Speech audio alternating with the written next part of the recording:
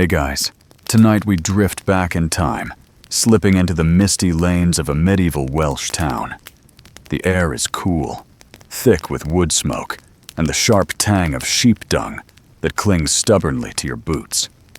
You're stepping carefully over puddles that reflect a sky already smudged gray, hearing the hollow clap of hooves echo down narrow streets. The houses lean in close, timber frames creaking, as if whispering secrets you probably wouldn't want to hear anyway. And here's the reality check.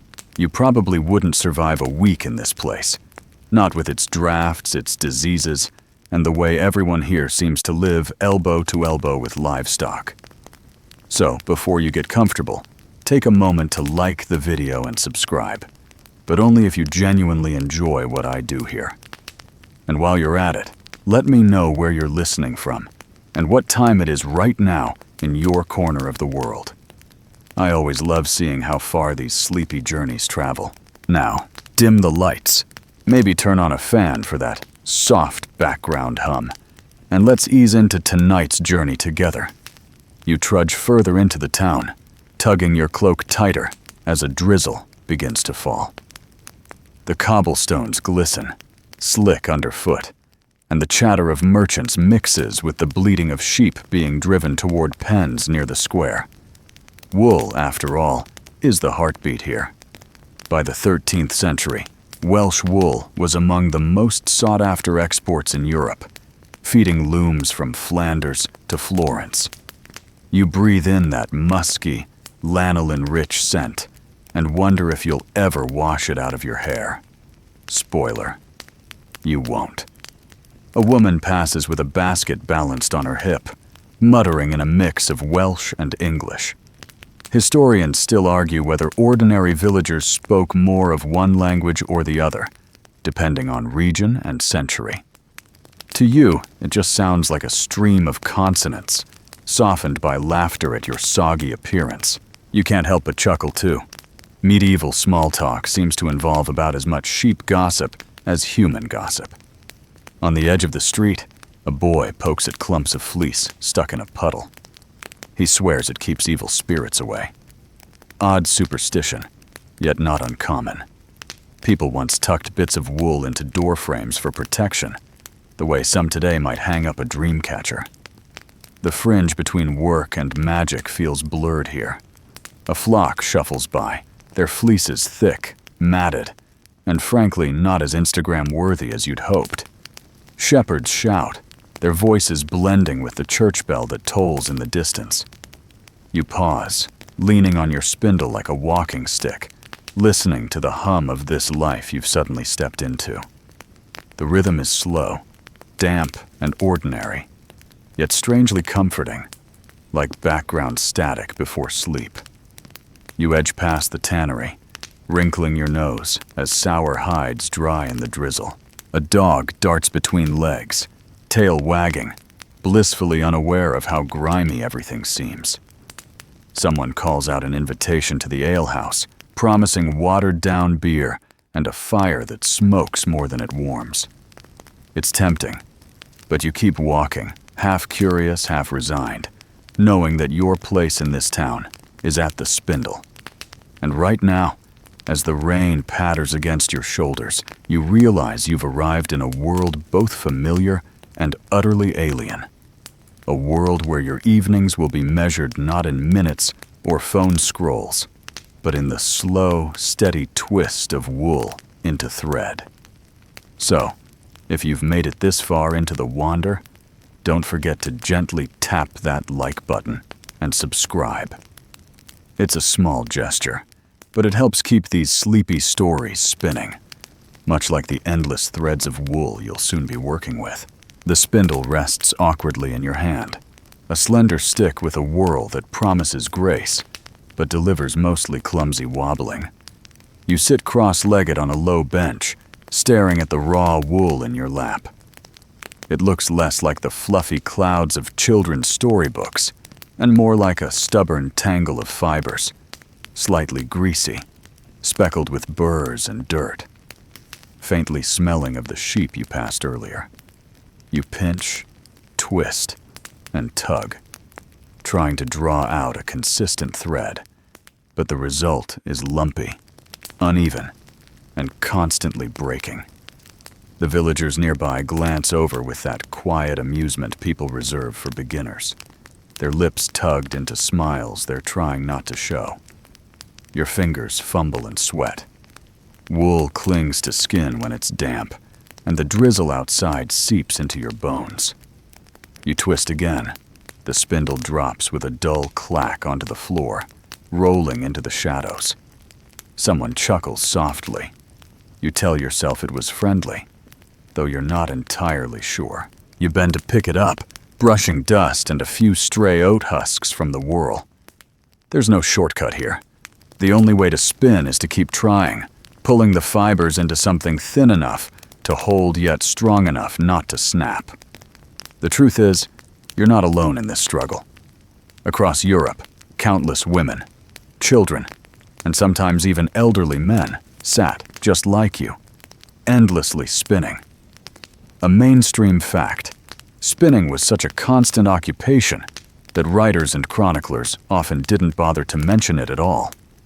It was invisible labor, the fabric of daily life quite literally produced by unseen hands. Historians still argue whether the average household produced enough thread solely for its own use, or whether many families spun extra skeins to sell or barter, fueling both local economies and wider trade. Either way, spinning was the backbone of survival, though rarely acknowledged with glory. Your neighbor leans closer, her spindle whirring in a smooth, hypnotic motion.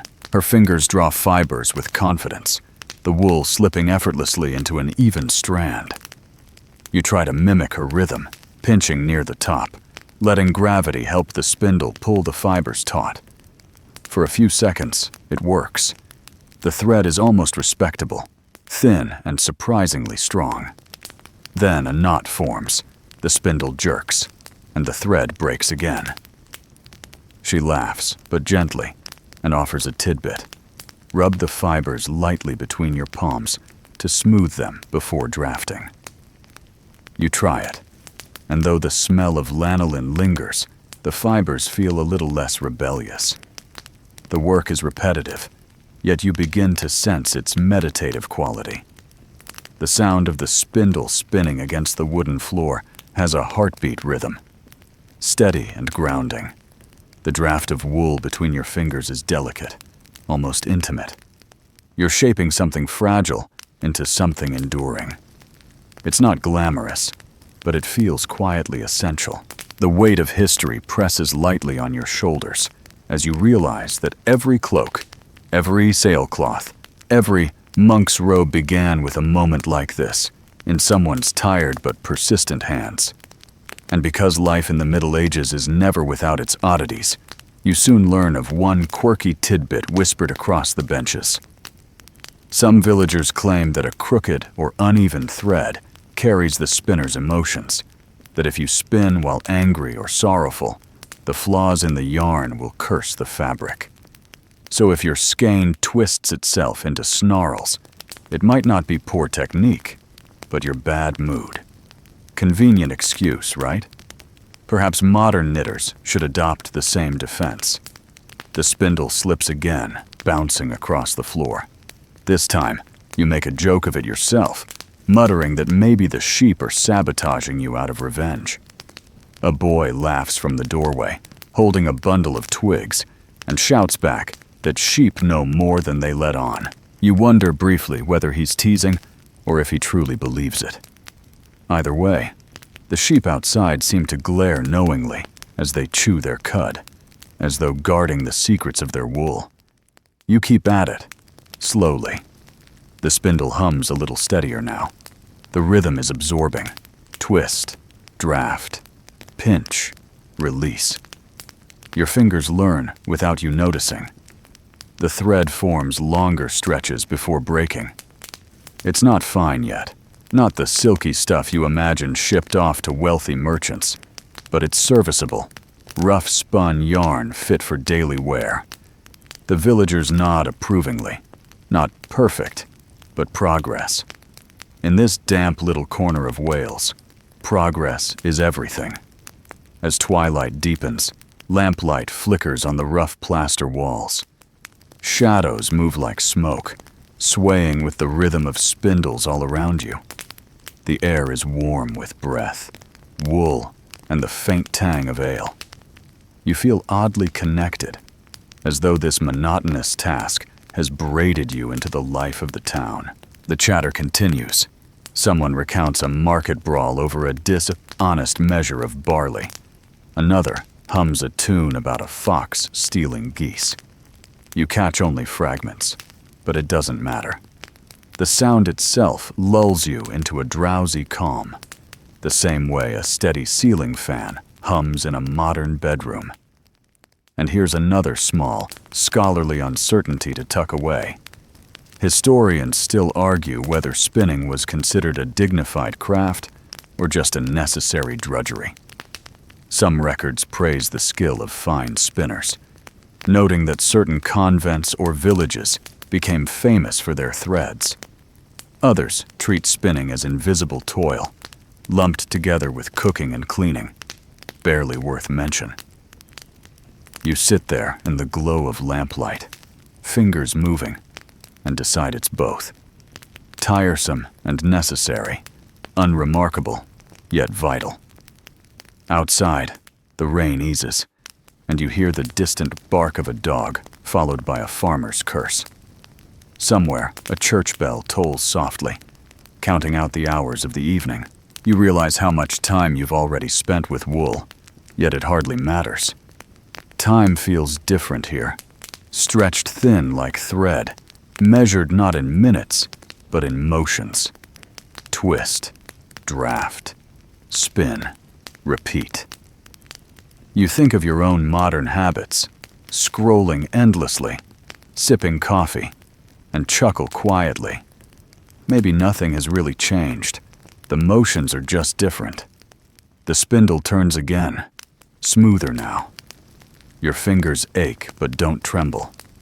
The first small ball of yarn winds against the shaft, uneven but tangible proof of your effort. It's not much, but it's yours. The woman beside you glances, nods, and for the first time doesn't smile at your clumsiness, but at your persistence. You've crossed the invisible threshold from gawking stranger to apprentice spinner. And as the lamplight flickers lower, you find yourself lulled by the repetition. Wool in your lap, spindle between your fingers, voices soft around you. It's a scene that could last an hour or a lifetime. Somewhere, a historian might debate whether people like you shaped history. But here, in this quiet, fumbling evening, you know the truth. History is spun thread by thread, in the simplest, sleepiest motions of everyday life. Sheep stare at you with those unblinking eyes, round and glassy, reflecting the drizzle-soaked fields that stretch beyond the town. You rise early, tugging on a cloak that still smells faintly of smoke, and follow a shepherd along a muddy track. The grass is slick underfoot, and the air carries that wet earth heaviness only Wales seems able to conjure. The flock presses close, bleeding in a chorus that seems less melodic and more like 100 squeaky hinges. You clutch your spindle at your side, but for now, spinning must wait. Before thread comes fleece, and before fleece comes sheep. The shepherd, a wiry man with weather-beaten cheeks, flicks his staff to guide the animals. He explains, though you already guessed, that sheep are the currency of this place. Wool pays rents, taxes, debts, and sometimes even bribes. A mainstream historical fact worth tucking away. By the high Middle Ages, English kings were said to sit on the wool sack. So central was wool to royal revenue. You look at the damp animals and wonder how these grumbling creatures financed castles, cathedrals, and wars. Not the most majestic legacy, perhaps, but undeniably effective. Closer to the pens, The air grows sharper. You hear the metallic snip of shears and the occasional irritated grunt from both sheep and shearer. A boy crouches, gripping a struggling ewe while his father works quickly, clipping close without nicking skin. Tufts of fleece fall in sodden heaps, landing like pale clouds on the ground. You crouch to touch one. Warm, oily, and surprisingly heavy.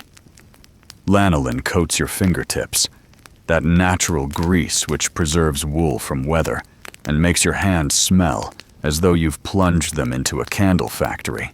You rub it off on your cloak, but the scent lingers stubbornly. The animals themselves do not seem grateful.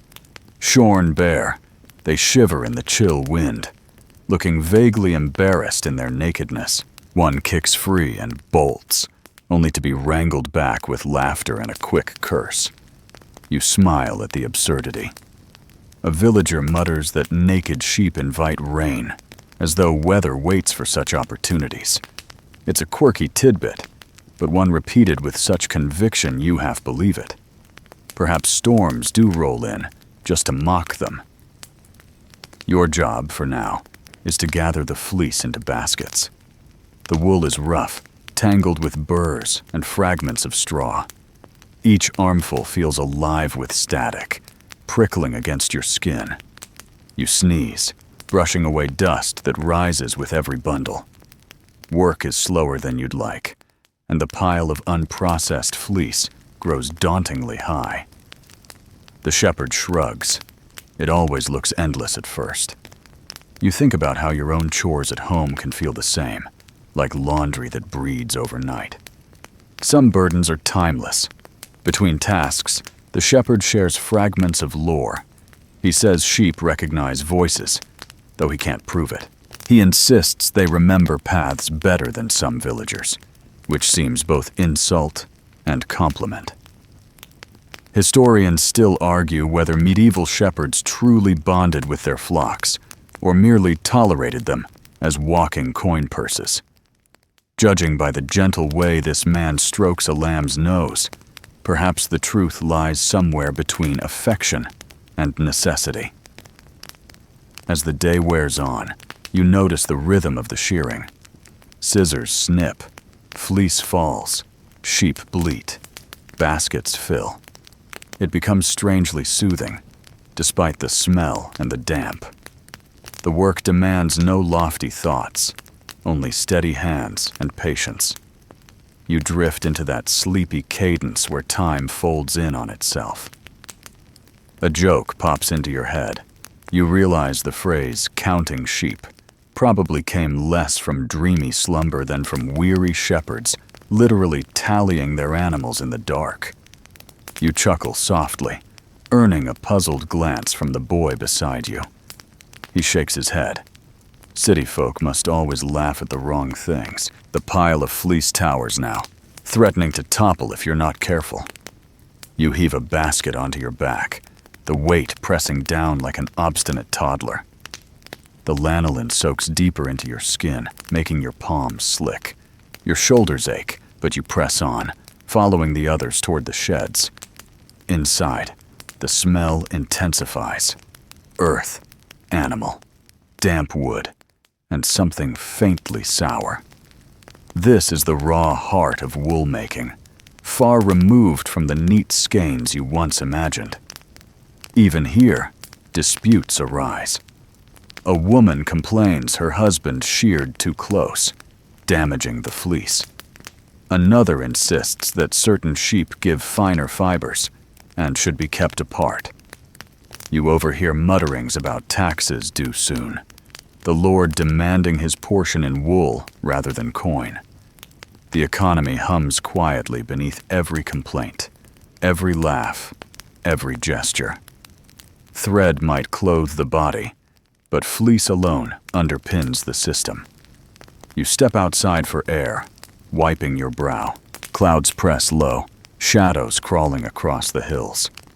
The flock grazes quietly, looking less ridiculous now that the commotion is done.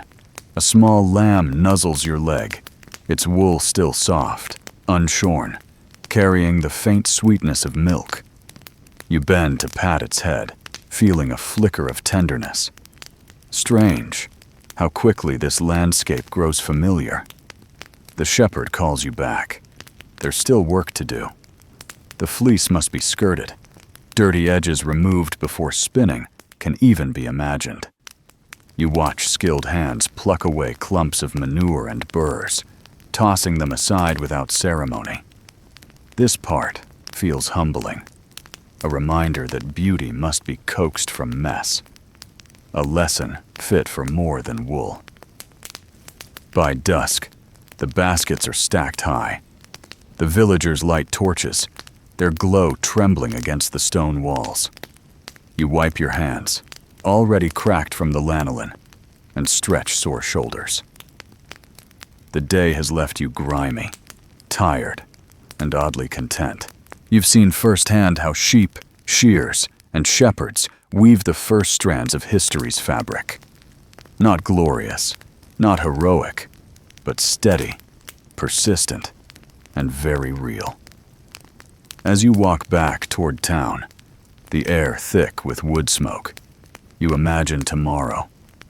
The fleece will be combed, the fibers teased apart, and your spindle will once again test your patience.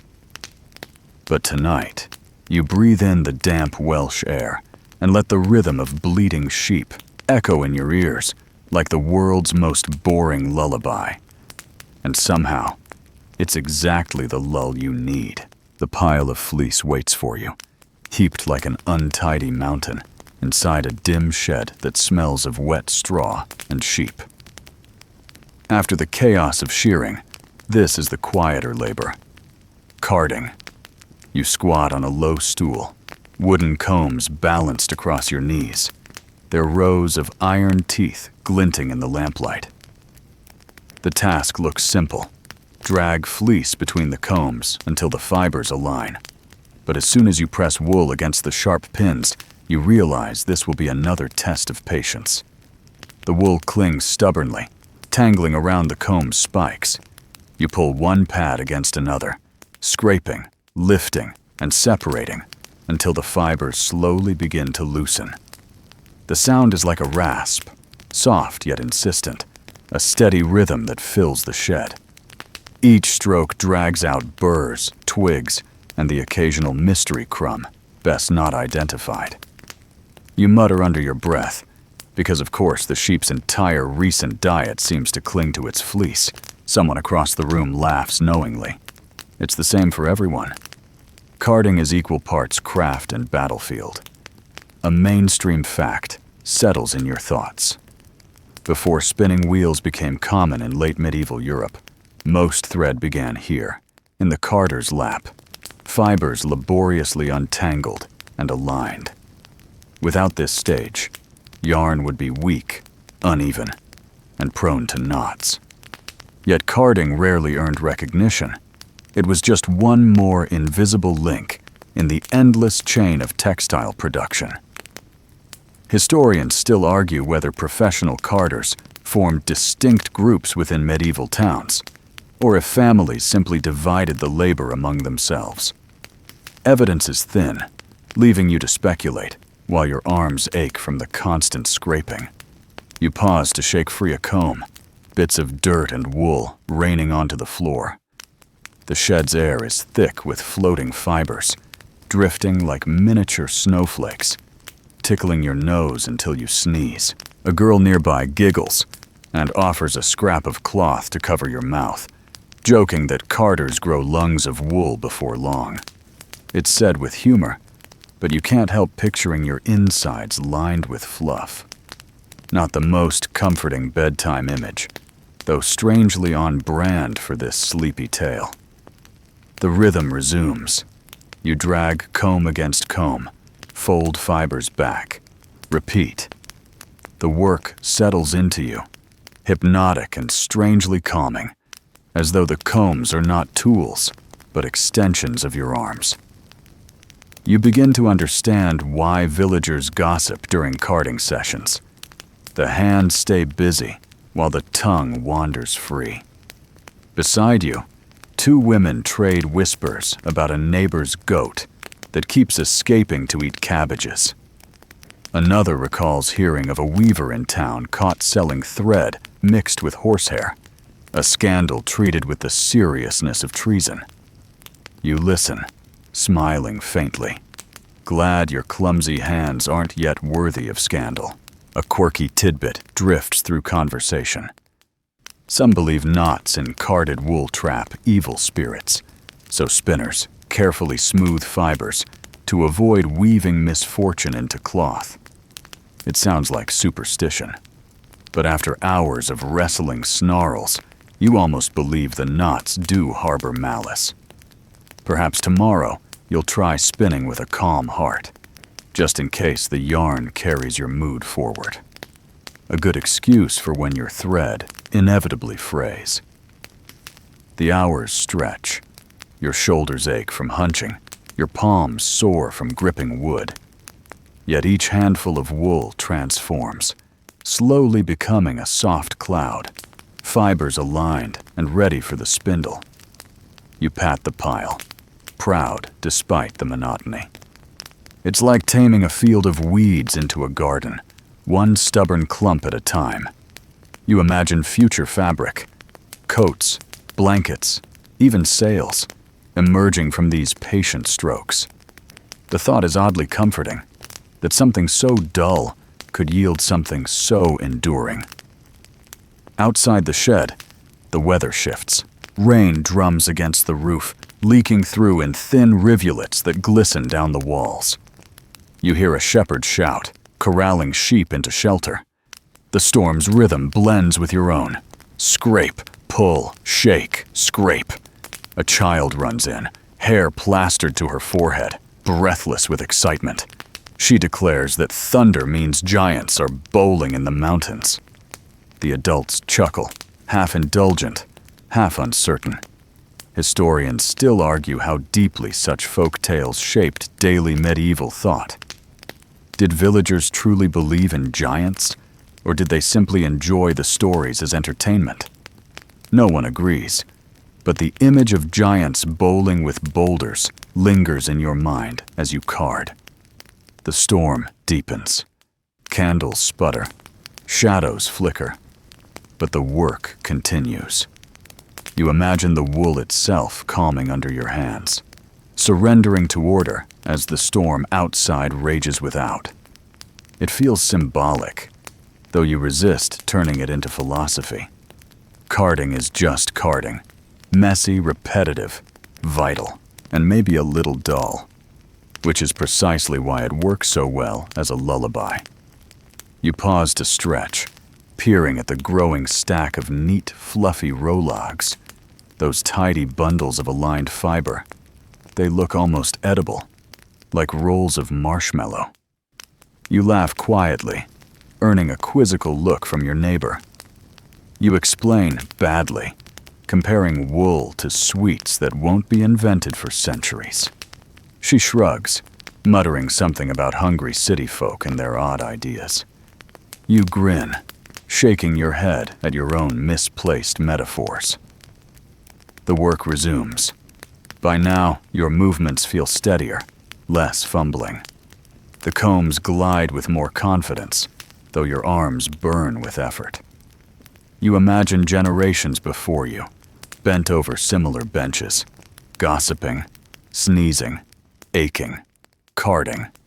There's comfort in continuity, even if that continuity is boring enough to make anyone yawn. You realize with a sleepy smile that perhaps the true legacy of carding isn't fabric at all, but the drowsy rhythm it leaves in your bones. At last, the storm outside eases. The rain softens, the thunder fades, and the shed's torches glow warmer.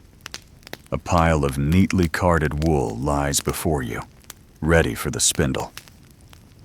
You rub your eyes, stifling a yawn, and set the combs aside. The floor is littered with rejected scraps, destined for stuffing or fire kindling. Nothing is wasted here. As you gather the bundles into baskets, your fingers brush against the smooth fibers. They are soft now, cooperative, worlds away from the tangled mess you faced earlier. You smile, not because the task was thrilling, but because it was conquered. In this world, such small victories matter. They weave themselves into the fabric of survival, quiet threads in the larger tapestry. The evening bells toll faintly in the distance. You rise, stretching sore muscles, and step outside. The air is damp but clean, washed by rain. The sheep huddle in pens, silent now, their fleeces lighter, their gazes still unnervingly steady. You breathe deeply, the scent of wet earth mingling with the faint lanolin still clinging to your skin. Tomorrow, the spindle will test you again, demanding steadier fingers, longer focus, fewer excuses. But tonight, you walk back toward the glow of cottages, satisfied that you've turned chaos into order, however briefly. Wool is stubborn, but so are you. And in that stubbornness, life keeps spinning forward. Evening drifts in slowly, as though the sky itself is reluctant to darken. You carry your basket of carded wool into the cottage, where firelight flickers and smoke curls lazily toward the thatched roof. The hearth glows with a dull orange, not roaring, but steady, and you settle onto a low stool near its warmth. The spindle waits in your lap again, smooth wood worn from countless hands before yours. This is the long spin of evening, when daylight fades, conversation dwindles, and the only rhythm left is the quiet hum of thread drawing itself from fleece. You pinch a bundle of carded wool, soft and even now, and begin to draft. The spindle dangles, gravity pulling while your fingers twist fibers into line. For a brief moment, it works beautifully. The strand lengthens, thin but strong, and the spindle whirls like a dancer caught in its own private performance. Then it jerks, wobbles, and clatters to the floor. You sigh, retrieve it, and start again. This is how spinning always begins, faltering, uneven, but slowly lulling you into rhythm. A mainstream fact echoes in your mind. Spinning was so common that in medieval illustrations of daily life, women are nearly always depicted with spindles at their side. It wasn't glamorous, yet it defined existence. Every tunic, every blanket, every shroud began here, with hours of patient twisting. Historians still argue whether men ever joined in domestic spinning, or if the task was almost exclusively left to women and children. Records vary, leaving the truth tangled like the fibers in your lap. The cottage is quiet, save for the crackle of fire and the faint squeak of the spindle's whirl. Outside, rain has stopped, replaced by a soft dripping from eaves. Occasionally, a sheep bleats in the distance, lonely in the pen. Your own breathing joins the rhythm of twist and draft, slow and steady, until you feel almost hypnotized. Time stretches strangely during these hours. The thread lengthens, your thoughts drift, and the world narrows to wool sliding between your fingers. Across the hearth, another spinner hums a low tune, wordless but steady, syncing with the spindle's turn. It's the kind of song that soothes children to sleep, though here it seems meant more to keep drowsy workers awake. You join in softly, surprised at how easily the melody carries, like an invisible thread binding voices together. A small joke flickers through your head. You imagine medieval Spotify, nothing but endless playlists of gentle spinning tunes, Volume 1. You smile to yourself, though no one notices. The yarn grows uneven again, thick in some places, thin in others. You mutter, tugging at the lump, trying to coax it smooth. Someone notices and offers a tip. Wet your fingers slightly. just enough to tame stubborn fibers. You try it, licking your fingertips before drafting again. It works better. The thread tightens neatly, though you can't help thinking, a little wryly, that you're basically licking sheep by proxy. Not the glamorous heritage you'd boast about. The spindle hums longer now before you have to wind yarn onto the shaft. The small ball grows slowly, layer upon layer, tangible proof of your patience.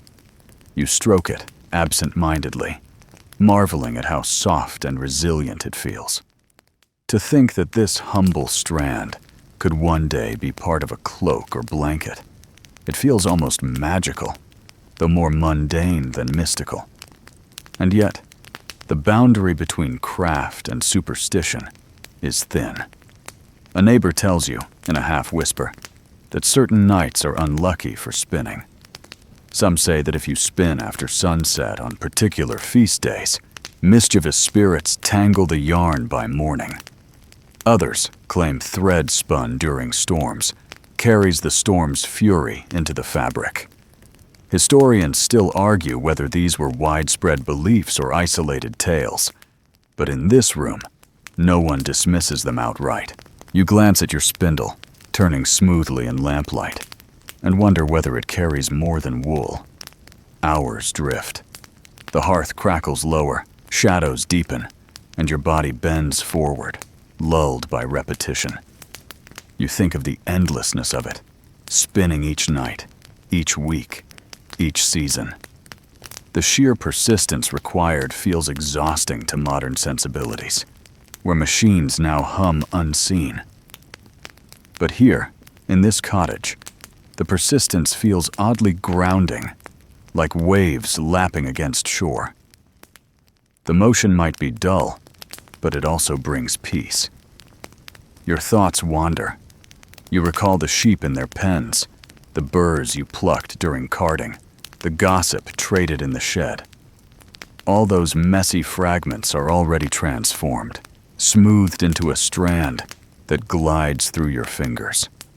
Perhaps life is like this, stubborn, tangled, full of debris, but patient work slowly spins it into something usable. You chuckle softly. Philosophy at the spindle. Who knew? The ball of yarn grows heavier, your arms ache, and your back stiffens from leaning.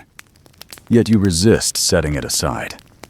There is a strange satisfaction in pushing through the weariness, letting the spindle turn until your eyes droop. Someone across the room nods off briefly, their spindle clattering to the floor, earning a round of gentle laughter. You sympathize. The rhythm could lull anyone. You joke quietly that this must be history's original sleep aid, better than counting sheep. The others grin, not quite sure whether you're serious. Outside, wind stirs, rattling shutters. The fire hisses as damp wood shifts, sending sparks briefly upward. The room smells of wool, smoke, and stew, long since eaten. Your fingers continue almost of their own accord. Twist, draft, spin, wind, over and over. The spindle hums, a lullaby for both the thread and your weary mind. Somewhere in the back of your thoughts, a question lingers. Will this yarn ever leave the town, bound for distant markets, perhaps even across the sea? Or will it remain here, woven into simple cloth for everyday use? Historians still argue how much of rural spinning fed international trade versus local survival. Either way, the answer doesn't matter tonight. Tonight, your world is no larger than this hearth, this spindle, and the steady pull of wool. The evening wanes. You glance at your ball of yarn, respectable if uneven, and sigh with a tired smile. It's enough. Tomorrow will bring more fleece, more combing, more twilight twisting. For now, you stretch your arms, shake your fingers, and lean back, listening to the quiet. The spindle rests across your knees, still warm from your hands. The thread dangles like a sleepy vine, swaying gently as if reluctant to stop. And as the fire dwindles to embers, you realize the long spin of evening has done its work. Not only has it yielded yarn, rough but real, it has also carried you into a calm that borders on sleep. The wool hums, the spindle whispers, and the darkness outside presses gently, like a blanket settling over the world. Morning arrives with the clang of a distant bell, and the air in the village feels charged with anticipation. Today is market day, the one time each week when your quiet routine of wool, spindle, and hearth expands into a noisy, colorful swirl of barter and chatter. You tuck a small bundle of yarn under your arm, uneven but respectable, the fruit of long evenings hunched over firelight. Your feet crunch against damp cobblestones as you join the slow-moving stream of people headed toward the square. Baskets balanced, carts creaking, voices rising like birdsong in the cool air. The marketplace sprawls ahead, framed by timbered houses that lean as if eager to watch the spectacle. Stalls line the edges, some little more than wooden boards balanced on barrels. Bright cloth flaps in the breeze, fish glisten on rough tables, and the unmistakable aroma of meat pies drifts through the crowd. Savory, greasy, and suspiciously pungent. Your stomach growls, though your mind wonders how long that pie has been sitting there. You glance down at your skeins, reminding yourself they are your true currency. A mainstream fact anchors the bustle. Medieval markets were more than casual gatherings. They were strictly regulated, often granted by royal charter, and villages fought fiercely for the right to host them. Market rights meant taxes for lords, income for towns, and survival for common folk. Historians still argue whether these weekly markets genuinely benefited peasants or mostly funneled wealth upward. But standing here amid the noise, you feel the mix of both: opportunity and obligation, hope and burden. You edge toward a stall where spinners trade their yarn for bread, salt, or a few coins. The merchant, a stout woman with sharp eyes, pinches your skein between her fingers, tugging at the thread with a practiced frown. It holds. She nods once, then shrugs. Serviceable, but hardly masterful. She offers a small loaf and a wedge of soft cheese in exchange. You hesitate, but hunger speaks louder than pride. You accept, tucking food into your basket with a sigh of relief. Around you, the air hums with gossip. A farmer complains that rain ruined his barley. Another swears his pig was stolen and roasted in secret by a neighbor. A young man strums a lute poorly, hoping for coins, while children chase one another between stalls, laughing as a dog barks after them. The crowd sways and presses, a living tide that carries you along.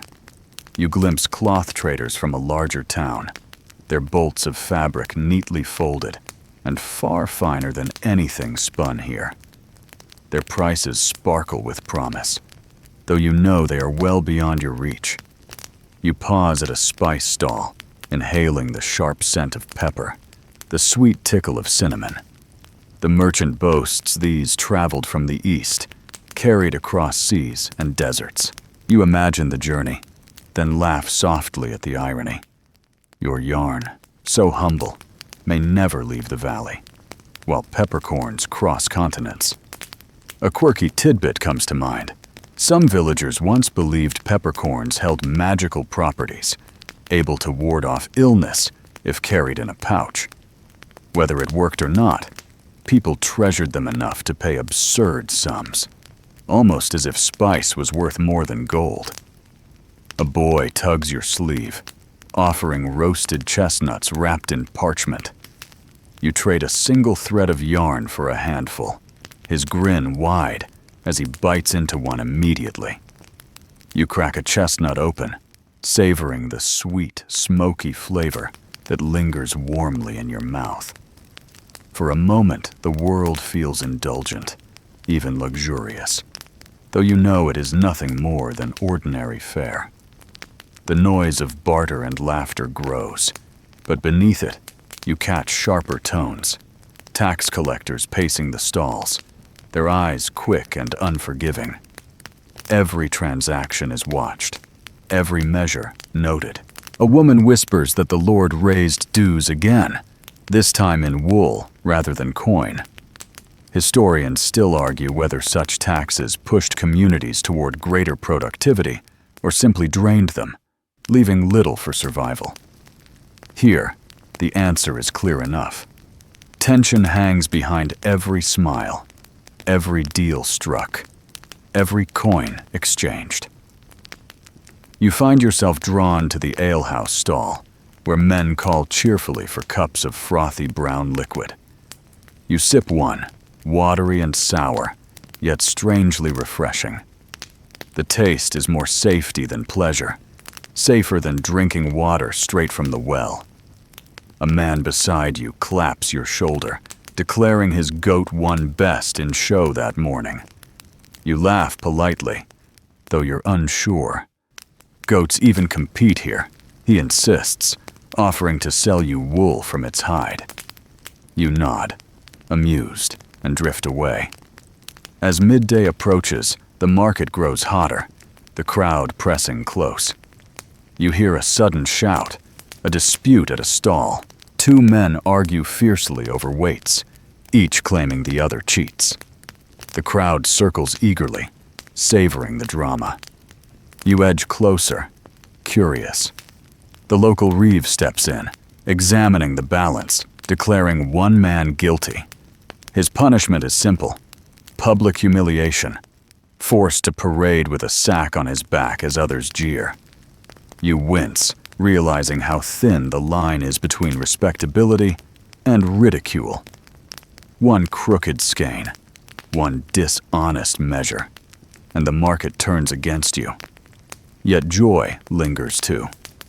A troupe of jugglers performs, tossing wooden pins in arcs that glitter briefly in the sun. Children shriek with delight, coins clatter into their bowl, and even weary merchants pause to watch. Music swells again, this time from a fiddler whose bow dances wildly across strings. For a few minutes, the square feels like a festival, worries forgotten beneath laughter. You retreat toward the quieter edges, your basket lighter, your stomach fuller. A woman stops you, admiring your yarn. She asks whether you'll have more next week, finer and stronger. You nod, promising though uncertain. Her approval lingers warmly. Even imperfect thread can hold value in the right hands. The market slowly thins as shadows stretch long. Merchants pack goods, voices fade, and carts creak away toward distant hamlets. You linger a moment, watching the last scatter of people drift down lanes, their baskets full, their purses emptier. The square grows quiet, the clamor replaced by the soft coo of pigeons on rooftops. Carrying your basket home, you reflect on the day. It was noisy, crowded, tinged with both laughter and unease. It gave bread for the table, gossip for the mind, and a reminder that wool is more than a thread. It is a lifeline that binds village to market, market to manor, and manor to kingdom. You are only one spinner, your skeins small and imperfect, yet they ripple outward into this vast web. The sun dips low, painting the sky with streaks of pink and gold. Your feet ache, your arms tire from carrying, yet your heart feels steady. Market day is done, and the spindle waits again tonight. You smile faintly, imagining the rhythm returning, thread stretching, evening settling in its sleepy hum. The world keeps turning, and so must your spindle. Back in the cottage, you place your basket down with care, the bread and cheese tucked safely beside the few coins earned from market. The day's noise still echoes faintly in your ears, yet evening brings a different rhythm. Tonight, your attention drifts from the spindle to the simple but persistent question of food. For all the wool, all the labor, survival always returns to meals. The medieval diet is not a varied feast, but a steady drumbeat of sameness, punctuated only occasionally by something surprising. You settle by the fire, the faint smell of smoke clinging to your clothes, and watch as the evening meal takes shape. A pot hangs above the coals, filled with oat grains simmering slowly into porridge. The steam rises, thick with the scent of earth and grain, carrying faint sweetness, but mostly bland reassurance. You stir the pot with a worn wooden spoon, the mush thickening as bubbles rise lazily to the surface. Oats, barley, rye. These are the staples, dependable if uninspiring. A mainstream fact underscores your meal. In much of medieval Europe, bread and porridge supplied the majority of daily calories, often in forms rougher and denser than any modern palate would expect. Here in Wales, oats are the common grain, hardy enough to endure the wet soil and stubborn weather. The bowl you ladle out is warm in your hands, the steam fogging your face as you blow gently before taking a bite. It tastes plain, almost defiantly so, the texture grainy, the flavor earthy. Yet hunger makes it welcome, and the warmth spreads through you like a second fire. You sprinkle a pinch of salt, precious in its scarcity, and the flavor sharpens, though still modest. This is not food designed to delight, but to sustain. You chuckle softly to yourself, imagining modern television chefs trying to sell this porridge as haute cuisine. Their audiences would riot. Beside the pot sits a jug of ale, weak and cloudy, safer to drink than water drawn directly from wells. You lift the cup, sip, and swallow, grimacing at the faint sourness. Yet after a moment, the taste mellows, leaving a yeasty warmth behind. Everyone, even children, drinks ale here. Stronger varieties exist for feasts, but daily life runs on this thin brew, filling stomachs when food runs short. You think wryly that medieval hydration advice would read, "Drink your bread, but bubbly." Across the hearth, another family member chews on a piece of hard cheese, its edges rough, the flavor sharp enough to sting the tongue. Cheese is common, a way to preserve milk long past its freshness. You bite a corner yourself, the tang mixing with the porridge until the flavors almost harmonize. Not a banquet, but not miserable either. You reflect on how little variety shapes the body here, how repetition becomes normal until it ceases to feel repetitive. Historians still argue whether peasants were undernourished compared to urban dwellers, or whether their steady grains and vegetables gave them a more balanced diet than many think. The truth may lie in the middle, where endurance lived but extravagance did not. On special days, perhaps a scrap of meat appears, though rarely enough to satisfy. Tonight, a small sliver of pork simmers in the porridge, more flavoring than substance. The broth it creates is richer, smoky, and the family sighs as they spoon it gratefully. Meat is not absent but reserved, a treat to be stretched as far as possible. A bone boiled twice, a fat scrap rendered into stew, a taste that lingers long after the bowl is empty. You chew slowly, savoring more than the flavor itself, savoring the rarity.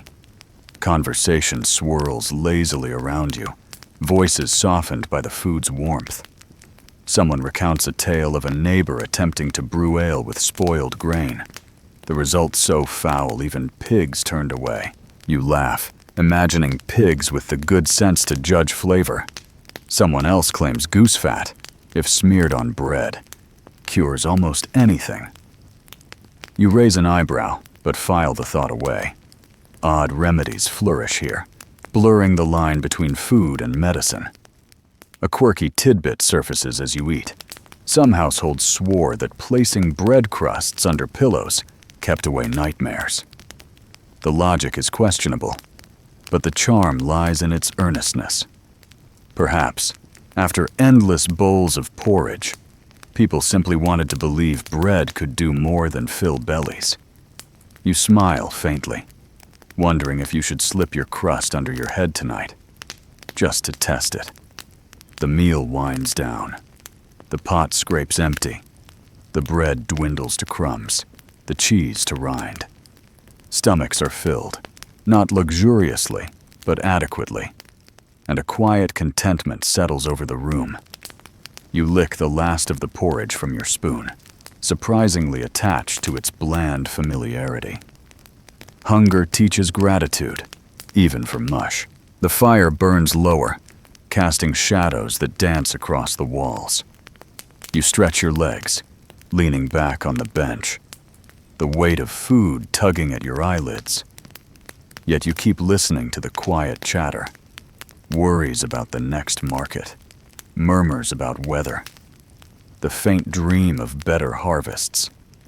Always, the conversation returns to survival, stitched together by wool and oats, by thread and bread. You think about your own diet, centuries removed, spices, sugar, endless choices at your fingertips. Yet here, a simple bowl of oats carries the same satisfaction. The simplicity almost charms you, though you know it hides hardship. The constant repetition, the hunger in lean seasons, the lack of variety would grind modern appetites to despair. Still, you find yourself soothed by the steadiness, the way meals arrive without drama, fulfilling their role like steady companions. The ale jug empties. Bowls clink softly as they are stacked, rinsed with a splash of water, wiped clean with cloth already stained from countless meals. The room grows quieter, voices softer, until only the crackle of embers fills the air. Your belly is full enough, your limbs heavy, your thoughts drifting towards spindle and thread once more. Historians still argue whether such diets shortened lives or simply shaped them differently, whether peasants suffered constant hunger or accepted enoughness as normal. You sit in the warmth of porridge, ale, and bread, and wonder whether the debate matters to those who lived it. Hunger is sharp, fullness is soft, and tonight you know only the softness. The cottage quiets fully now, shadows pooling deeper, air thick with smoke and wool. You stretch once more, stifle a yawn, and glance at the spindle resting near your bench. Its thread waits patiently, reminding you that food fuels fingers, and fingers fuel yarn, and yarn fuels everything else. You smile drowsily, ready for the next rhythm. Soothed by the monotony of oats, cheese, and ale, steady as the ticking of your own tired heart, the spindle leans against the wall. But tonight, your thoughts wander toward larger matters than thread alone. Whispers in the village speak not just of sheep and porridge, but of rules, permissions, and the quiet grip of guilds. You learn soon enough that even spinning, humble and hidden as it seems, is not entirely free from oversight. The wool you twist between your fingers is part of a system that stretches beyond the cottage walls, into halls of authority where guildmasters argue, scribes record, and lords count profits. Walking through the town the next morning, you hear talk of the Weavers' Guild.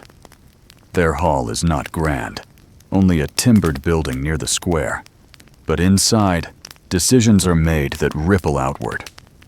The guild controls standards of cloth, sets prices, dictates who may sell and who must not.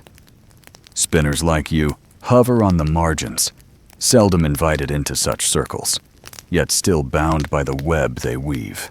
A mainstream fact echoes here. Throughout medieval Europe, guilds defined urban economies, regulating trades from bakers to goldsmiths, enforcing quality, but also limiting freedom.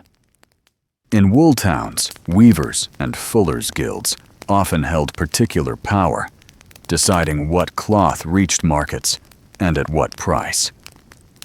You overhear two merchants argue near a stall.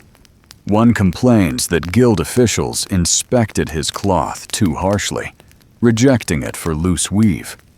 The other shrugs, saying better strict than sloppy, for reputation keeps foreign buyers returning.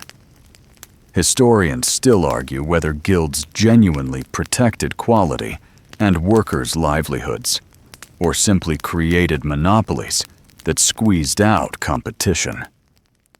Standing there with your uneven skein of yarn, you feel the sting of exclusion. Your labor is necessary, but your voice is absent from the table. At home, an elder spinner tells you of attempts long ago to organize spinners into their own guild. It never held, she says, because spinning was too scattered, too domestic, too invisible. Unlike weaving, which could be policed in workshops, spinning slipped between hearths, fields, and sheds. A quirky tidbit adds flavor. In some towns, guilds even tried to ban spinners from working at night, fearing uneven thread and candlelight would ruin cloth.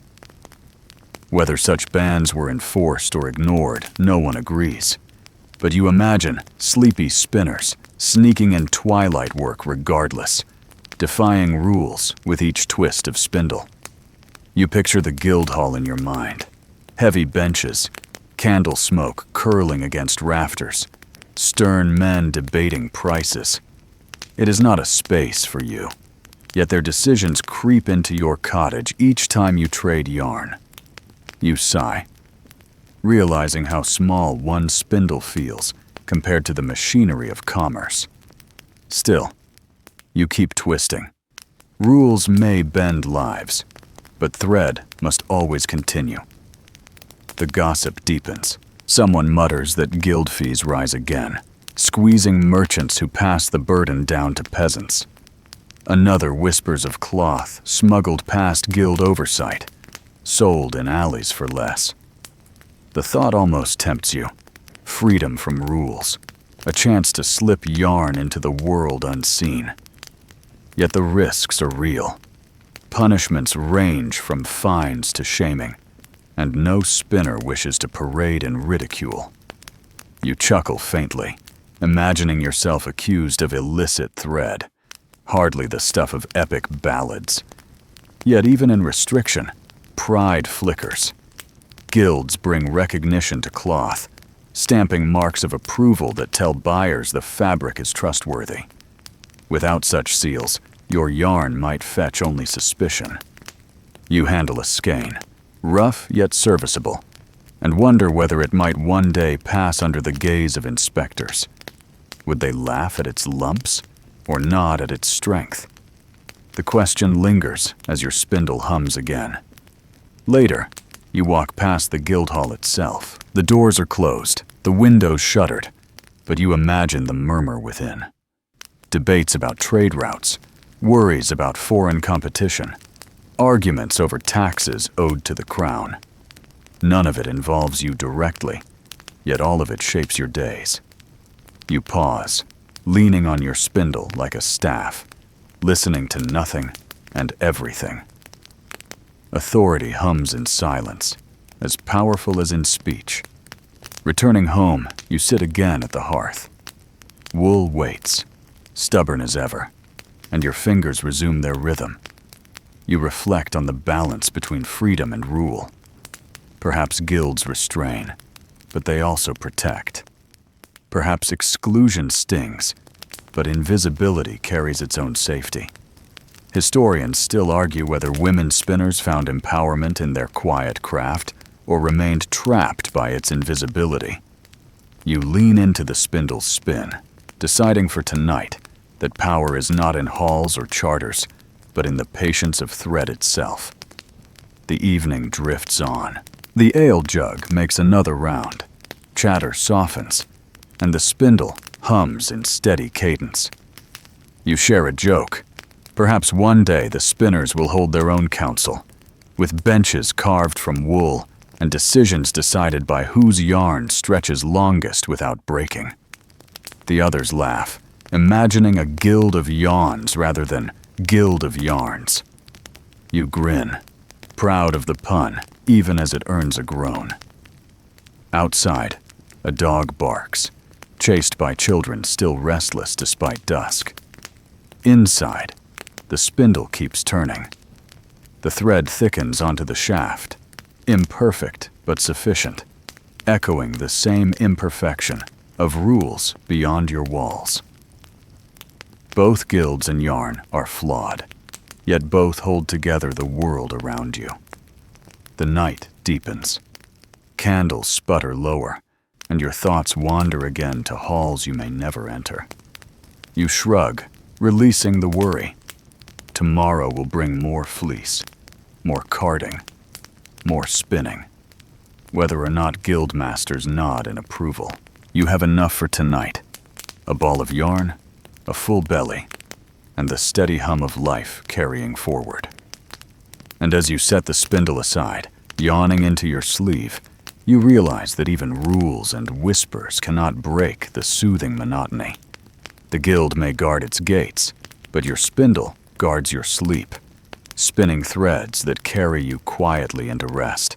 Morning mist curls over the fields as you walk toward the manor, basket of yarn cradled against your hip. The ground is damp, sucking faintly at your boots, and the air smells of earth, smoke, and sheep. You know this path well. It leads not only to the heart of the village, but to the obligations that weigh on every family here. The manor is not a castle, though villagers often call it that.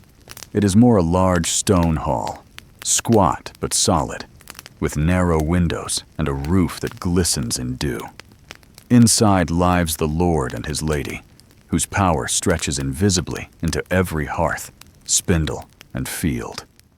You pause at the gate, watching servants bustle with baskets of grain, barrels of ale, and sacks of wool. Taxes and dues arrive not in coins but in goods, and your small contribution feels like a drop in a river. Still, drops add up. A mainstream fact anchors your errand. By the medieval period, many peasants owed part of their produce or labor to the local lord. Obligations codified in manorial roles.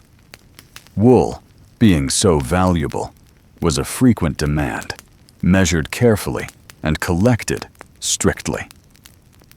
Your bundle of yarn, imperfect though it is, now becomes part of that system. Its worth judged not only by neighbors, but by authority. The steward greets you, quill in hand, ledger open. His eyes are sharp, flicking from your face to the skeins you present. He weighs them, prods the thread, tugs at the fibers. A sigh escapes him, not quite disapproving, but not impressed either. He scratches a mark in the ledger, recording your due as paid. At least for now. You exhale, relieved. The lady of the hall may never touch this yarn, but her coffers depend on it. As you step aside, you overhear others. A farmer complains of high quotas, his voice low but tense. Another mutters that new levies loom, whispers of war demanding more wool for soldiers' cloaks. Historians still argue whether manorial lords exploited peasants ruthlessly or simply maintained systems necessary for order. Listening to the grumbles, you sense both truths. Survival for the few often weighed heavy on the many. The manor courtyard bustles with sound. Hens cluck, horses stamp, and the smith hammers in his forge. Smoke rises, blending with the mist. You watch servants carry baskets of fleeces into storage, where inspectors sort by quality. Fine wool, soft and white, earns higher favor. Coarse or dirty fleece is pushed aside for rough cloth. Your heart dips, imagining your skeins among the latter. Yet even rough thread finds purpose. Sacks, ropes, work clothes. Nothing goes wasted, not when survival depends on every scrap. As you wait, you notice the Lord's banner hanging limply in the damp air, a symbol of authority that feels both distant and immediate. The manner itself is not grand, yet its reach shapes your daily rhythm. Your fingers spin yarn, but obligation spins around you like a larger thread, binding you to duties you cannot untangle. You sigh, shifting your basket, feeling both weary and resigned. Later, the steward dismisses you, task complete. You step away, relief mingled with frustration. The wool is no longer yours. It now feeds a system far beyond your spindle. You walk home, basket lighter, mind heavy. Along the way, you meet a neighbor leading sheep toward the fields. He jokes that sheep work harder for the Lord than the villagers do, since their fleece leaves without complaint. You laugh, though wryly. The humor softens the weight, but does not erase it. You remind yourself that obligations have always existed. Spindle to thread, villager to lord, wool to crown.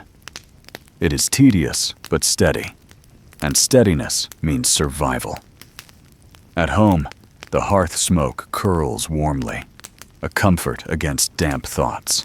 You place your spindle across your knees, fibers waiting, the rhythm calling you back. You realize the manor's demands will never end. Quotas will rise, rents will shift, wars will come and go. But your spindle offers a quieter constancy. Twist, draft, spin, repeat. A rhythm no steward can ledger, no lord can tax from your hands directly. A quirky tidbit surfaces as you work. Someone once claimed that spinning extra yarn in secret, hidden from the manor's counts, could earn favor with household spirits. They said the fair folk blessed those who defied quotas, rewarding them with fewer knots and smoother thread. You doubt the truth, but smile at the tale. Perhaps rebellion feels safer when disguised as magic. The evening deepens. You glance toward the manor's silhouette against the horizon, stone darkening as the sky dims. Its presence looms, a reminder of obligations never far. Yet within your cottage, the spindle hums, fire crackles, and the weight eases slightly. Life continues, thread by thread, even under watchful eyes.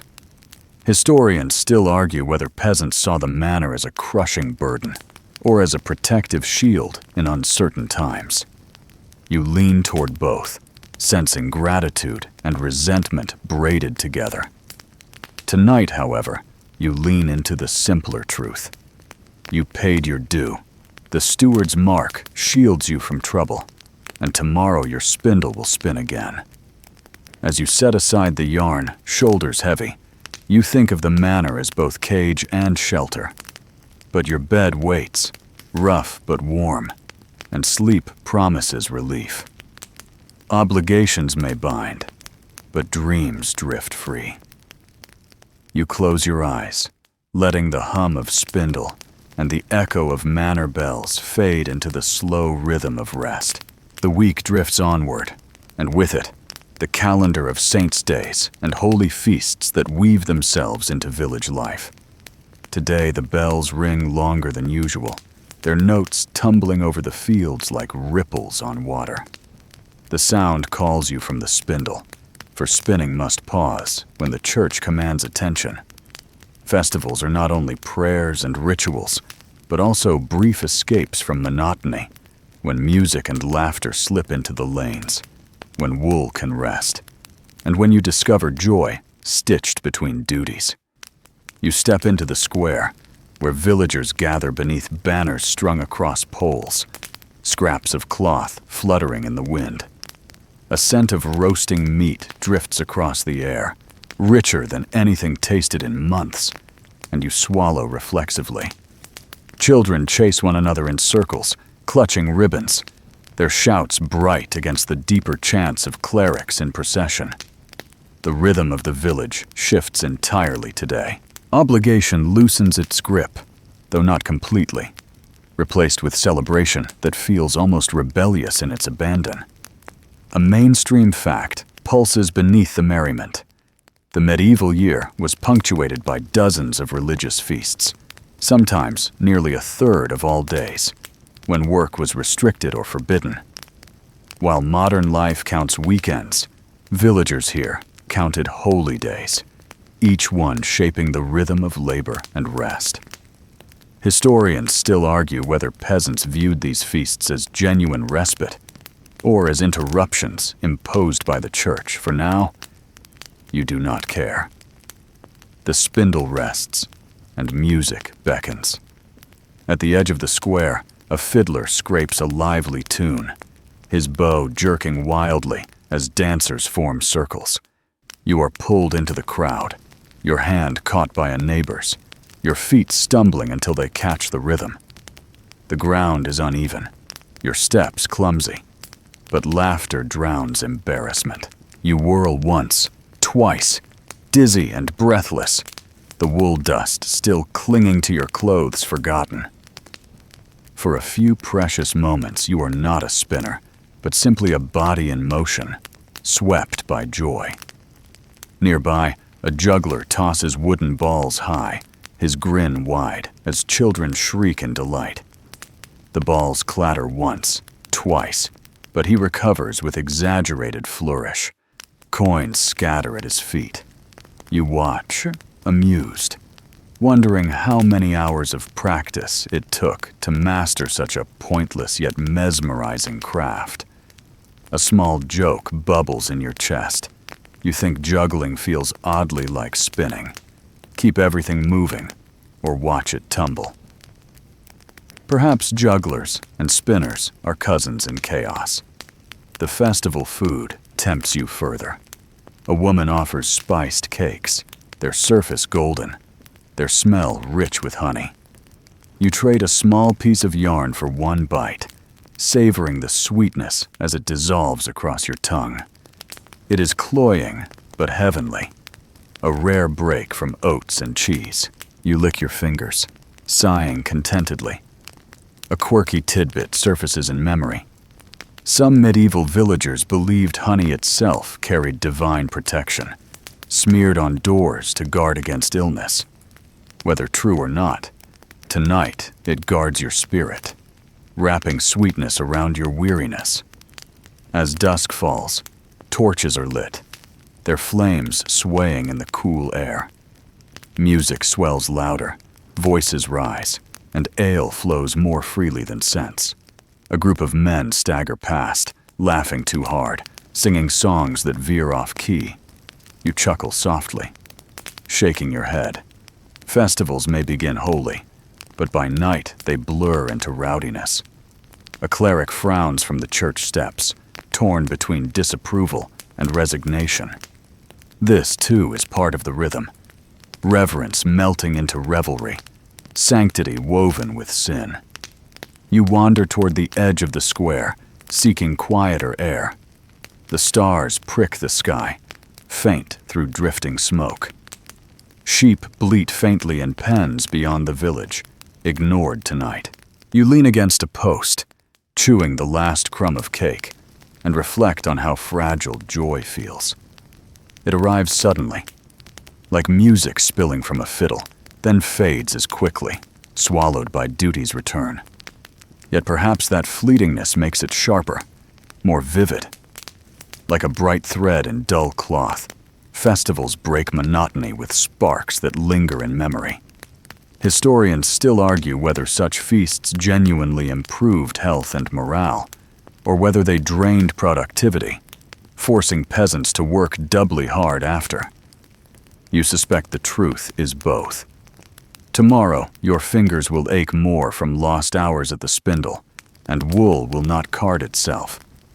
But tonight, your heart beats lighter, and that feels necessary. Joy, too, is survival. Back in the square, a fire crackles high, and dancers leap over its embers, daring sparks to nip their boots. You laugh with the others, though you keep your distance, wary of tripping. A boy insists fire brings luck if you jump cleanly. You shake your head. Your thread tangles enough without daring fate. Yet watching the arcs of bodies against flame, you feel the pull of shared courage. Even if superstition drives it, the leap feels like defiance against the dark. Closer to the church, candles flicker in rows, their wax pooling, their flames steady. A priest intones blessings, his Latin words drifting above the crowd. Few understand, yet all nod solemnly. The duality strikes you. Raucous laughter near the fire, reverent silence near the candles. Both exist together, stitched into the same festival, neither complete without the other. The village thrives on this balance, work and rest, prayer and play, spindle and song. The ale loosens more tongues as night deepens. A neighbor tells you of a festival years ago when revelers grew so bold they toppled a cart of wool bound for the Lord's stores. The punishment was swift, fines and lashings. Yet the story survives retold with pride, as if resistance itself is worth remembering. You smile faintly, imagining wool spilling across cobblestones, a cascade of rebellion disguised as chaos. The square quiets gradually. Music slows. Dancers tire. Torches gutter low. Families drift homeward, clutching baskets lighter than when they arrived. Hearts heavier with drink, but lighter with joy. You follow, your spindle waiting, your wool untouched, but forgiven for a night. The air is cool, damp against your face. The stars sharper now as smoke clears. At home, you set your empty basket down and stretch your aching limbs. The echoes of music still hum faintly in your ears, mingling with the imagined spin of your spindle. You lie down on the straw pallet, closing your eyes, smiling at the memory of laughter, of sweet honey cakes, of torches flickering. The obligations of tomorrow loom, but tonight, the memory of joy is enough. Festivals do not erase hardship, but they color it, weaving brightness into drab. The spindle will spin again, but tonight, it rests and you rest with it. The hum of wool is replaced by the hum of dreams, soft and steady, carrying you gently toward sleep. The spindle rests idle in your lap tonight, but your thoughts drift toward the murmurs that coil through the village when talk of spinning becomes entangled with unseen forces. For all its plainness, wool carries superstitions as tangled as the fibers themselves. You sit by the fire, wool spread across your knees, while neighbors gather in the smoky air, their voices weaving tales half believed, half laughed at, each one shaping the rhythm of this quiet world. A woman across from you whispers that knots in the thread capture bad luck, and if you weave such yarn into a garment, sorrow will follow the wearer. She smooths her own fibers carefully, as though stroking away misfortune. You chuckle gently, but your fingers unconsciously imitate her motion. A quirky tidbit drifts into memory. Some households place tiny tufts of wool into door frames to ward off spirits, believing soft fiber tricked harsh forces into gentleness. Whether truth or fancy, you cannot help liking the image. An army of spirits undone by fluff. The evening hums with rhythm again, spindle turning, wool stretching, voices rising and falling.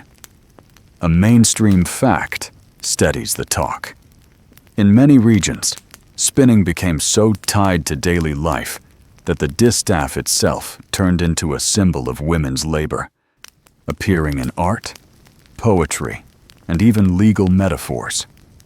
The spindle was not just a tool, but an emblem, its presence shorthand for patience and diligence.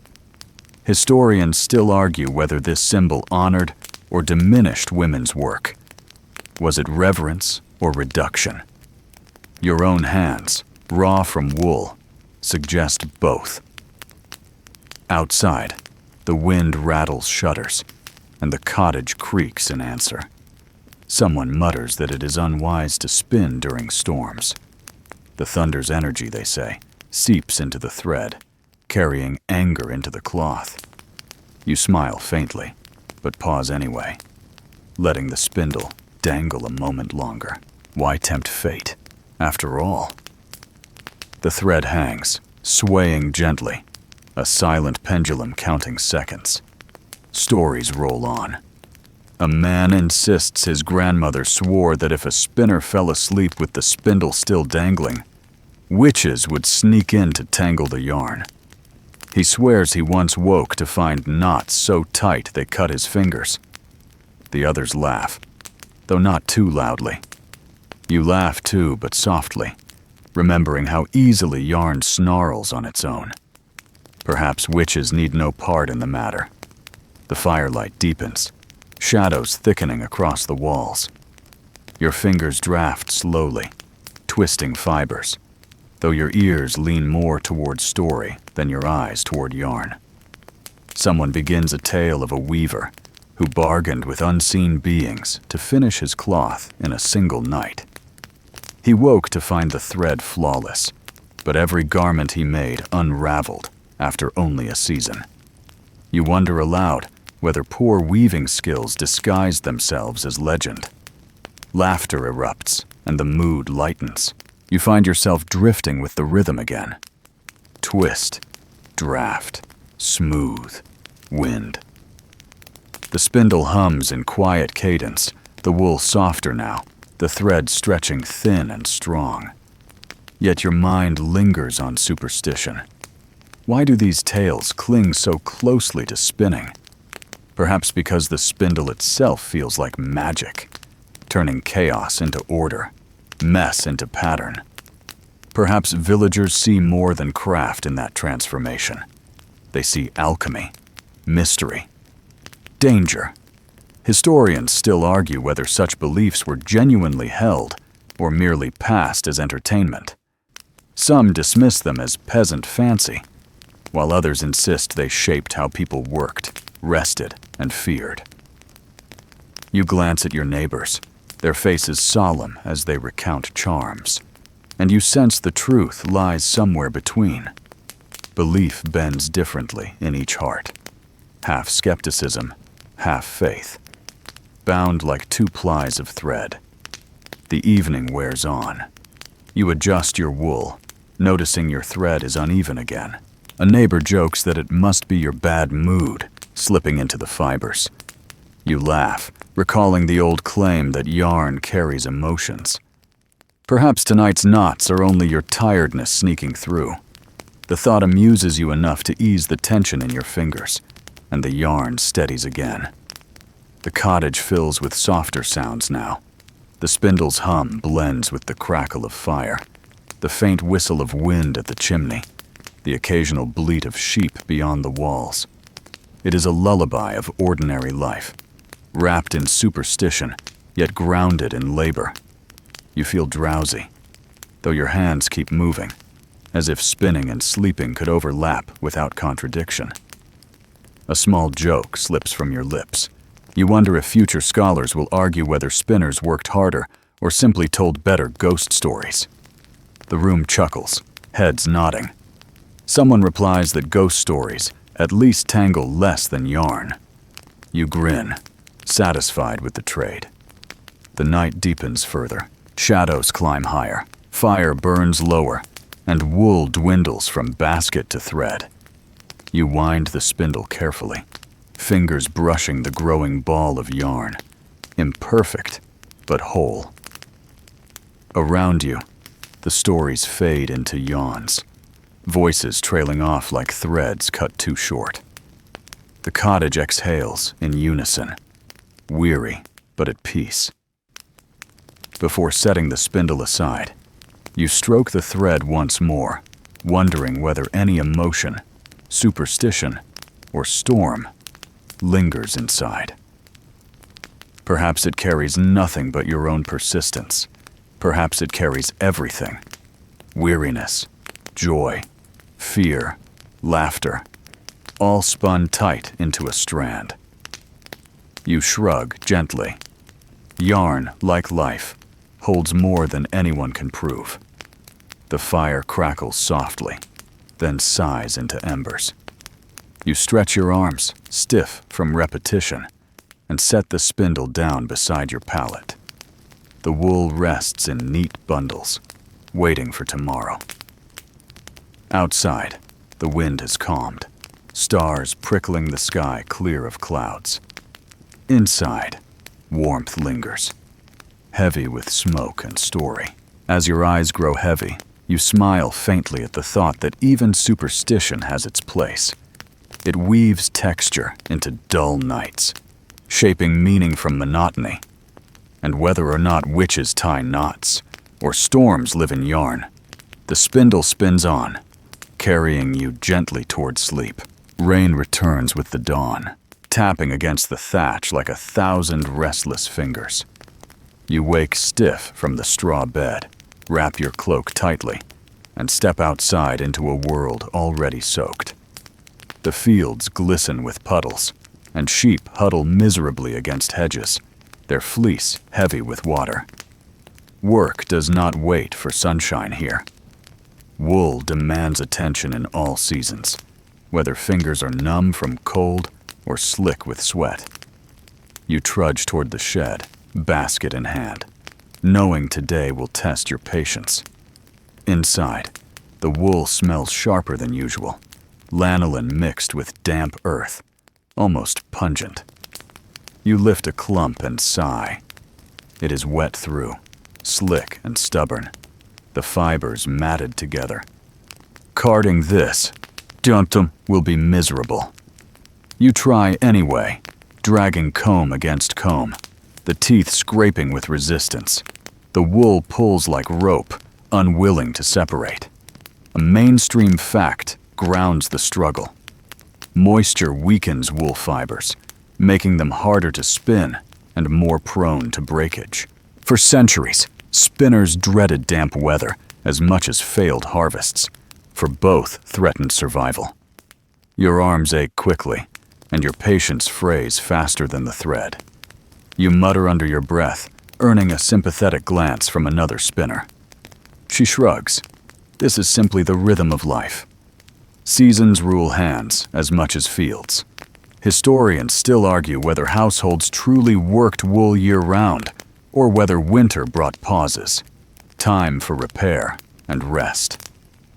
Evidence varies, but your sore fingers suggest the work never truly stops, only shifts with weather. The cold seeps into your bones. You rub your hands briskly, then lean close to the fire someone has coaxed in the hearth corner. Smoke curls lazily, failing to warm much.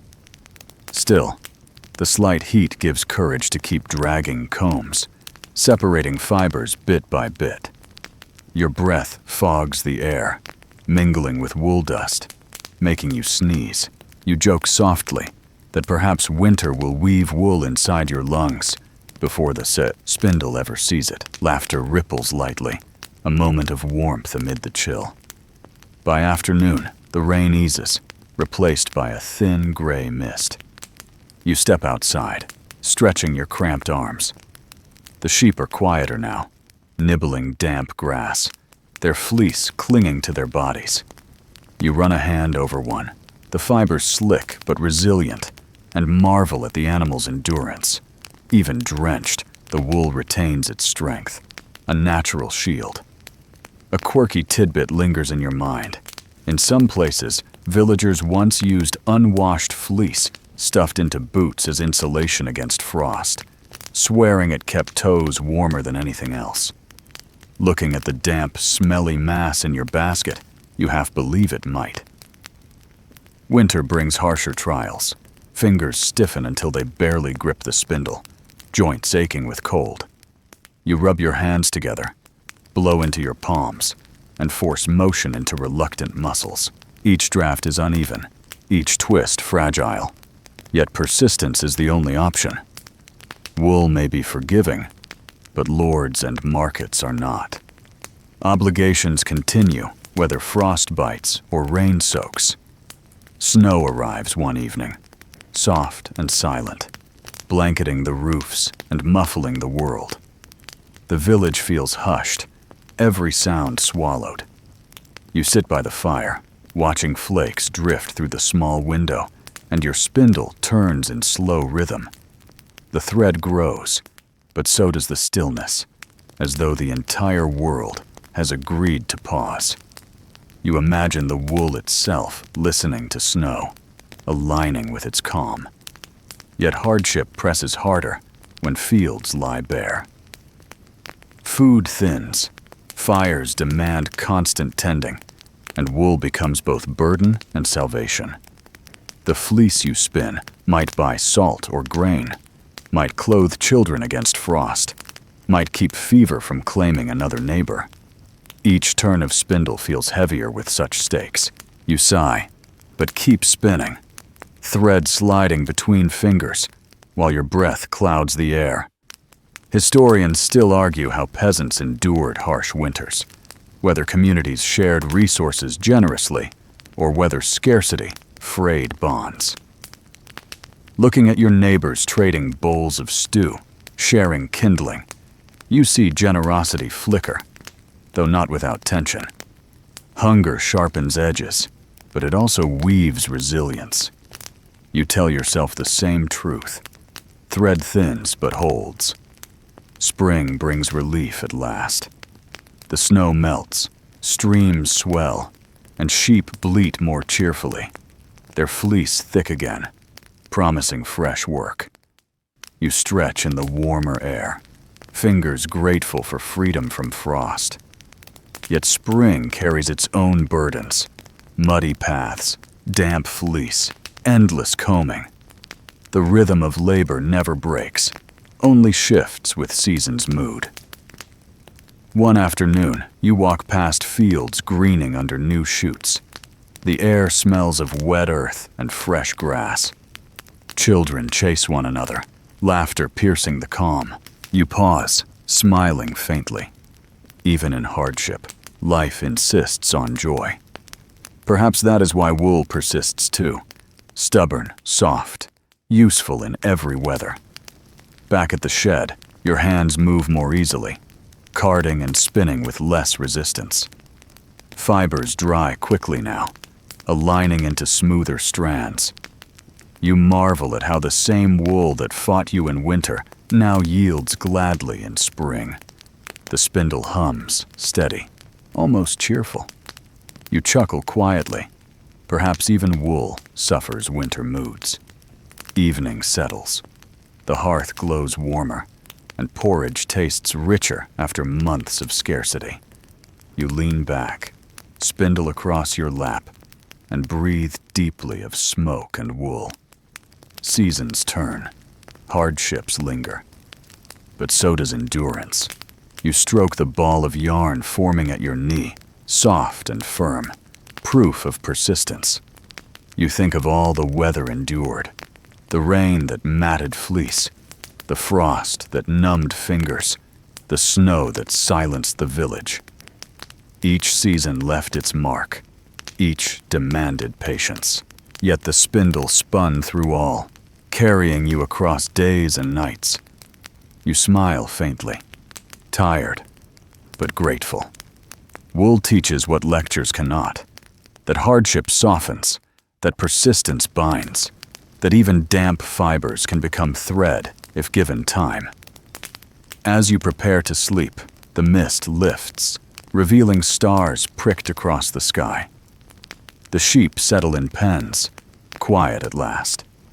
You close your eyes, the memory of rain still humming in your ears, but your body warmed by thread, spun steady despite it. Tomorrow will bring more weather, more wool, more weary patience. But tonight, you rest in the knowledge that no storm, frost, or season has stopped your spindle yet. The morning begins with a low murmur that drifts across the village, less the sound of sheep or bells than the buzz of rumor. You step into the lane, basket of wool at your side, and catch fragments of talk. Soldiers marching, taxes rising, a distant war tour that creeps closer with every whisper. The spindle feels oddly heavy in your hand, as if it knows the burden of news before you do. At the square, men gather in knots, voices sharp with worry. A messenger passed through at dawn, they say, carrying word of battles across the border. Some mutter of Welsh uprisings, others of English campaigns, but the details blur in the telling. What matters is simple. Wars drain coin, and when coin runs thin, lords demand wool. A mainstream fact underscores the fear. By the late medieval period, wool was not only Europe's greatest export, but also a direct source of royal revenue, taxed heavily to fund armies. Each skein, each fleece, carried invisible weight beyond warmth. You listen quietly, fingers tightening around your spindle. Historians still argue whether rural communities felt war directly or only through the pressure of taxes. Yet standing here, hearing neighbors mutter about new levies, you feel war in every thread you spin. Yarn becomes cloak for soldiers you will never meet, coin for kings you will never see, obligation binding you tighter than any knot. The steward's men arrive by midday, their cloaks stiff with damp, their expressions stern. They carry ledgers and scales, voices clipped as they announce increases. More wool must be delivered this season, they say, to meet the Lord's dues to crown and church. Groans ripple through the crowd. A woman protests. Her flock is small, her children hungry. The steward shakes his head, unmoved. The ledger waits for no plea. You watch silently, throat dry. Your spindle suddenly feels less like a tool of craft and more like a chain. Back at the cottage, you sit by the hearth, wool across your lap. Hands trembling as you draft. The spindle spins, but the yarn feels fragile, breaking too often. You mutter in frustration, though the fault lies not with thread, but with your own restless mind. War, though distant, coils into your fingers, tangling every motion.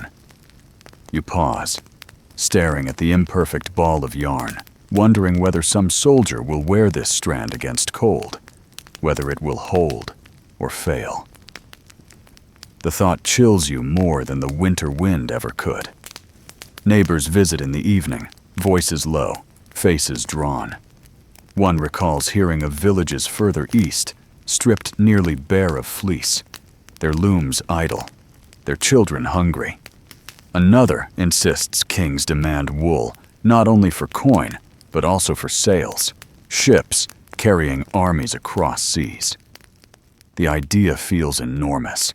Your spindle feeding not only cloaks, but war machines that cross oceans. You shake your head, overwhelmed by the thought.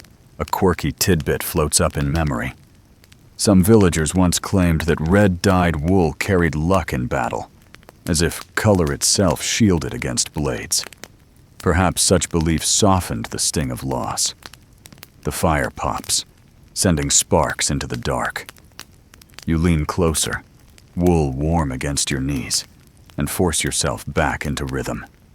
Twist, draft, spin, repeat. The spindle hums again, though faintly, like a tired singer. You realize that rhythm is all you can control. War, taxes, lords, kings, those lie far beyond reach. But yarn, at least, answers to your hands. Historians still argue whether peasants accepted such burdens with resignation or resisted quietly through hidden defiance. You wonder yourself, could you hide skeins under straw? Could you trade yarn in secret at market, slipping past the steward's scales? The thought tempts you, a flicker of rebellion warming your chest. Yet fear lingers too. Punishment is swift, shame sharper than hunger. You sigh, letting the spindle dangle. Rebellion lives better in stories than in fragile fingers. The evening deepens. Outside, the village feels hushed. Each cottage a dim ember against the dark. You imagine every hearth much like yours, hands spinning, hearts heavy, minds tangled with distant battles. War may be fought elsewhere, but here it echoes in the steady turn of spindles, in the weight of baskets, in the silence between breaths. You allow yourself one small joke, muttering that soldiers should be required to learn spinning before marching. Perhaps then they would think twice before demanding so much yarn. The room chuckles softly, though the laughter fades quickly. The humor is thin, stretched like poor thread. Still, even thin thread holds for a time. As night falls, you set the spindle aside, ball of yarn uneven but serviceable. You rub your eyes, sore from smoke, and glance at the shadows flickering along the wall. They look almost like soldiers marching.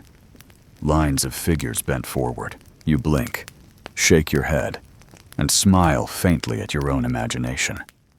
War may loom, but tonight your only battle is against sleep.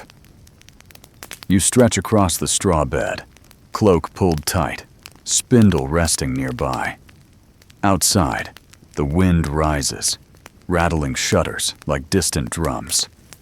You close your eyes, listening to the hum of memory, the weight of obligation, the whisper of thread. War feels far and near all at once, stitched into the very fabric of your life. Yet even under such weight, the spindle spins, and tomorrow, your fingers will turn it again. The morning sun filters weakly through clouds, its light pale and uncertain, but you find yourself smiling despite the grayness. Not every day carries the weight of obligation or war. Some days are softened by laughter, by the fragile but real joys stitched into ordinary life. Today begins with such a moment, as a child bursts into the cottage, holding a spindle far too large for her small hands, her grin wide enough to split the world.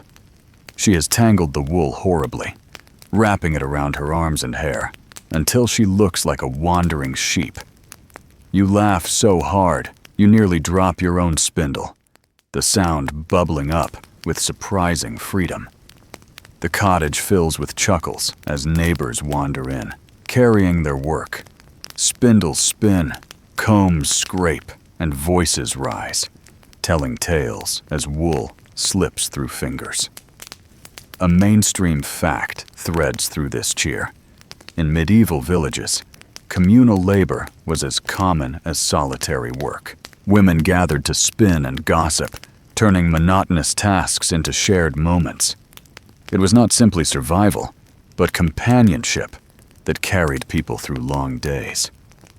Historians still argue whether such gatherings were tolerated as harmless or frowned upon by authorities who feared idle tongues.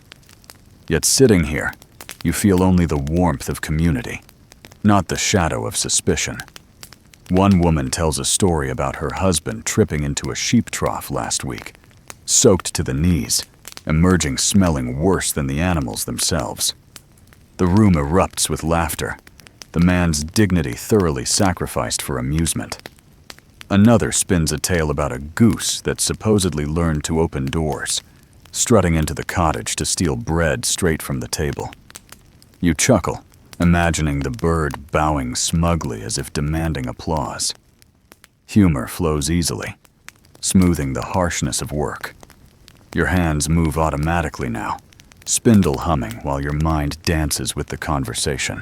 You joke quietly that perhaps spindles themselves could tell the best stories, carrying memories in their wood, like rings of a tree. A neighbor nods, saying her spindle belonged to her grandmother, who claimed every knot told a joke she had laughed at. You smile at the thought, running your fingers along the whorl, wondering what stories your own imperfect yarn might hold. The hours slip by in this cheerful fog. Children play at your feet, their laughter blending with the low drone of voices. A boy tries to mimic spinning, his thread snapping instantly, and the room bursts into gentle teasing. He pouts dramatically, then grins when offered a scrap of wool to toy with. A quirky tidbit arises from the teasing. Some say giving children spindles too young invites clumsiness forever, as though early tangles curse future skills. You all laugh, assuring the boy his future remains safe. At midday, someone brings in a loaf still warm from the oven, its crust crackling. The smell alone draws sighs of delight. You break pieces, passing them around, butter melting quickly against the soft crumb. For a few minutes, spinning halts, replaced by the simple communion of eating together. Crumbs scatter on the table, jokes fly, and your belly fills not only with bread, but with ease. Later, work resumes, though the mood stays buoyant. A fiddler passes outside, playing a clumsy tune, and someone begins humming along. Soon, the whole cottage joins, voices weaving melody with spindle rhythm. The song is rough but hearty, a lullaby of labor turned into music. You grin, tapping your foot, thread pulling smooth between your fingers, as if it too enjoys the tune. Historians still argue whether humor and music were survival strategies or mere distractions from toil. To you, the answer feels obvious. They are both. Without laughter, work would drown you. Without music, wool would choke you. These bright threads stitch sanity into the fabric of daily life. As evening approaches, the mood lightens further. Someone begins telling riddles, simple but clever. One asks what runs without feet, murmurs without tongue, and dies without rest. The answer, water, earns nods and chuckles. You offer your own riddle, jokingly. What turns endlessly, yet never leaves the lap? The room groans at the obvious answer of the spindle, but the laughter that follows is warm. You bask in it, proud of the small moment. The hearth glows brighter as the sky darkens outside. Shadows lengthen, flickering across walls, yet the cheer inside does not fade. You find yourself remembering other moments of joy. Children chasing sheep in spring, neighbors singing during harvest, even the absurdity of watching a pig escape its pen and gallop triumphantly through the square. These memories, stitched together, form a patchwork quilt of laughter that warms you more deeply than fire. You realize with sudden clarity that life is not only hardship, though hardship is constant. It is also these crooked smiles, these small triumphs, these absurdities that defy sorrow. You stroke the growing ball of yarn in your lap, uneven yet strong, and think perhaps joy is spun into thread as much as sorrow. Every garment must carry both. A final story ripples through the room before night claims the sky. An elder recalls dancing around a midsummer fire decades ago, when she was young, when her legs were swift and her laughter louder than bells. Her eyes glisten as she speaks, yet her smile is tender. The room falls quiet for a moment, honoring her memory. Then someone teases that she probably tripped into the fire, and laughter returns, softer, but no less shrill. The evening winds down gently, spindles slow, voices fade, and yawns spread like ripples. You wind the last of your thread onto the spindle, set it aside, and stretch weary arms. The day's laughter lingers in your chest, lightening the weight of obligations. Outside, stars prick the sky, sharp and distant, but inside, warmth glows steady. As you prepare to sleep, you think of all the stories shared, the jokes that cracked the monotony, the riddles that sparked thought, the songs that hummed through thread. These small joys may never reach chronicles or ledgers, but they shape memory, sustaining lives as surely as bread or wool. You smile softly, drifting into rest, the spindle at your side, laughter still echoing faintly in your dreams. The morning air is damp again, but this time you wake not to the sound of bells or gossip, but to the soft cough of a neighbor. It rattles through the thin cottage walls, harsh and persistent, a reminder that sickness weaves itself through life as surely as wool through a loom. You step outside, basket at your side, and see her leaning by the doorway, cheeks pale, eyes shadowed. She waves weakly, assuring you it is nothing, though her trembling frame says otherwise. Illness is no stranger here. Fevers rise and fall like tides, coughs linger, and stomach ailments strike suddenly. You return to your hearth with unease, for the spindle cannot stop, yet neither can worry. You spread wool across your lap, fingers trembling slightly as you draft. The spindle spins dutifully, but your thoughts wander to cures, remedies, and the strange assortment of treatments villagers reach for when bodies falter. A mainstream fact anchors your worry. Medieval medicine was a patchwork of herbal knowledge, spiritual rituals, and trial and error practices. Physicians existed, yes, but rarely in small towns, and their advice often reached only the wealthy. For ordinary spinners, healing lay in gardens, kitchens, and whispered charms. Historians still argue whether such remedies truly helped or merely gave comfort. You suspect both, for even false hope can soothe as surely as herbs. Later, you walk to the neighbor's cottage with a small bundle of dried herbs, sage and thyme, gathered in summer and hung from rafters. She brews them in hot water, sipping slowly, coughing still, but easing slightly. The scent drifts through the air, sharp and earthy, almost pleasant. You sip a little yourself, finding it bitter but warming. Someone claims thyme wards off evil spirits as well as fevers. You smile faintly, deciding not to argue. Back home, you continue spinning. The spindle hums, but interruptions come often. Another neighbor arrives with red blotches on his arms, insisting nettle stings cure swelling. He rubs the leaves roughly, wincing at the sting, swearing it will draw out the illness. You shake your head, amused at his determination. A quirky tidbit resurfaces.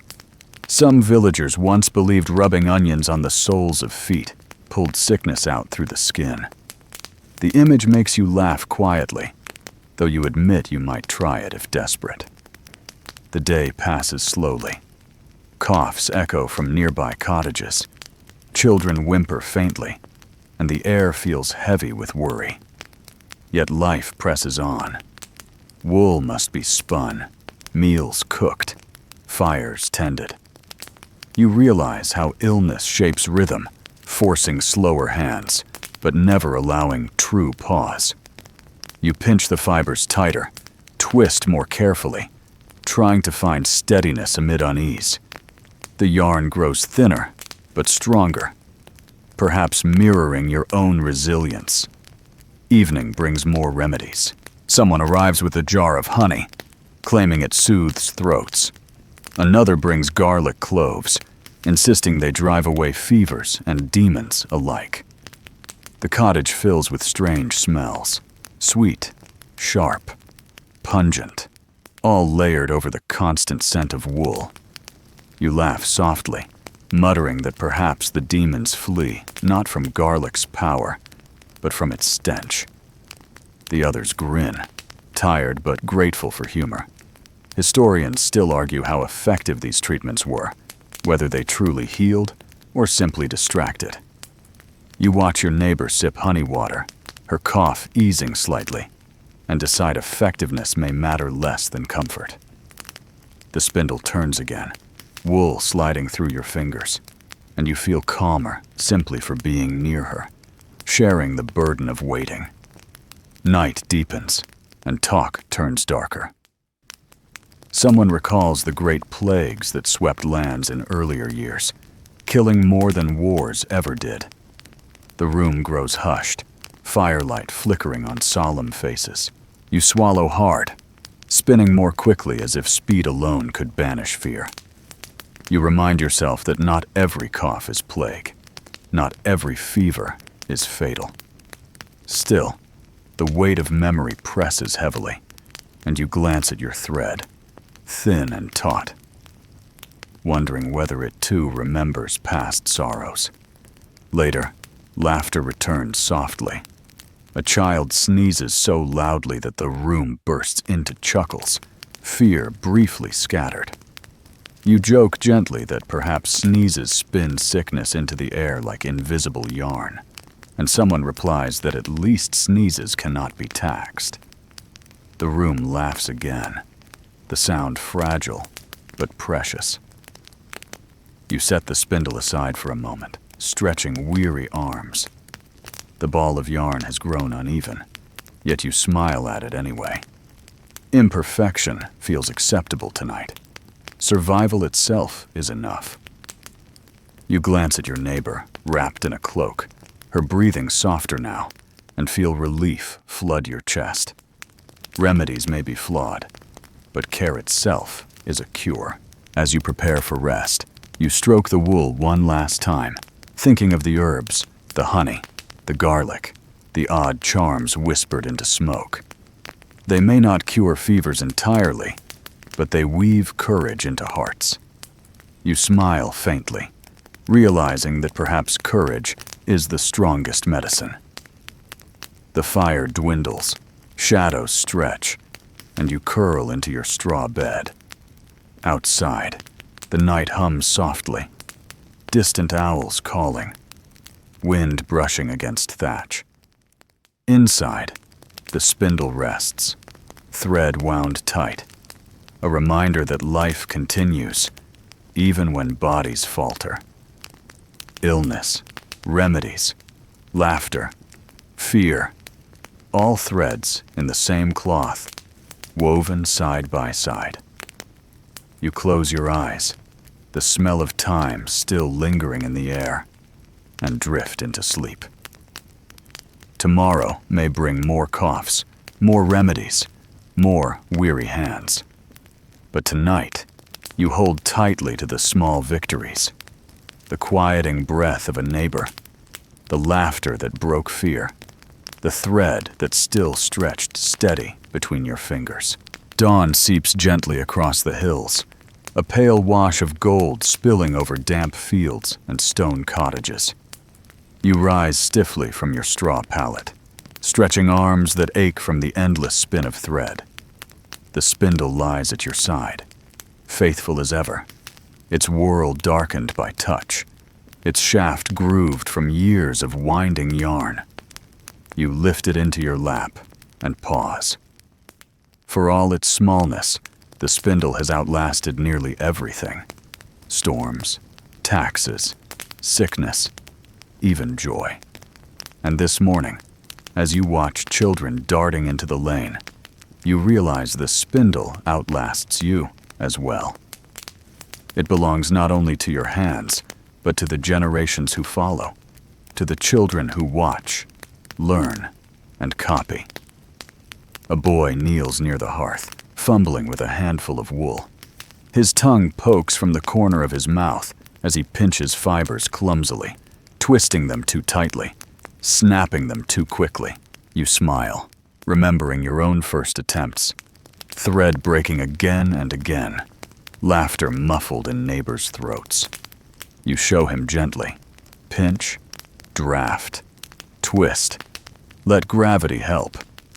He tries again, steadier this time, his small spindle wobbling but holding. Pride sparks in his eyes. You nod, warmth rising in your chest. A mainstream fact grounds the moment. In medieval households, children learned crafts early.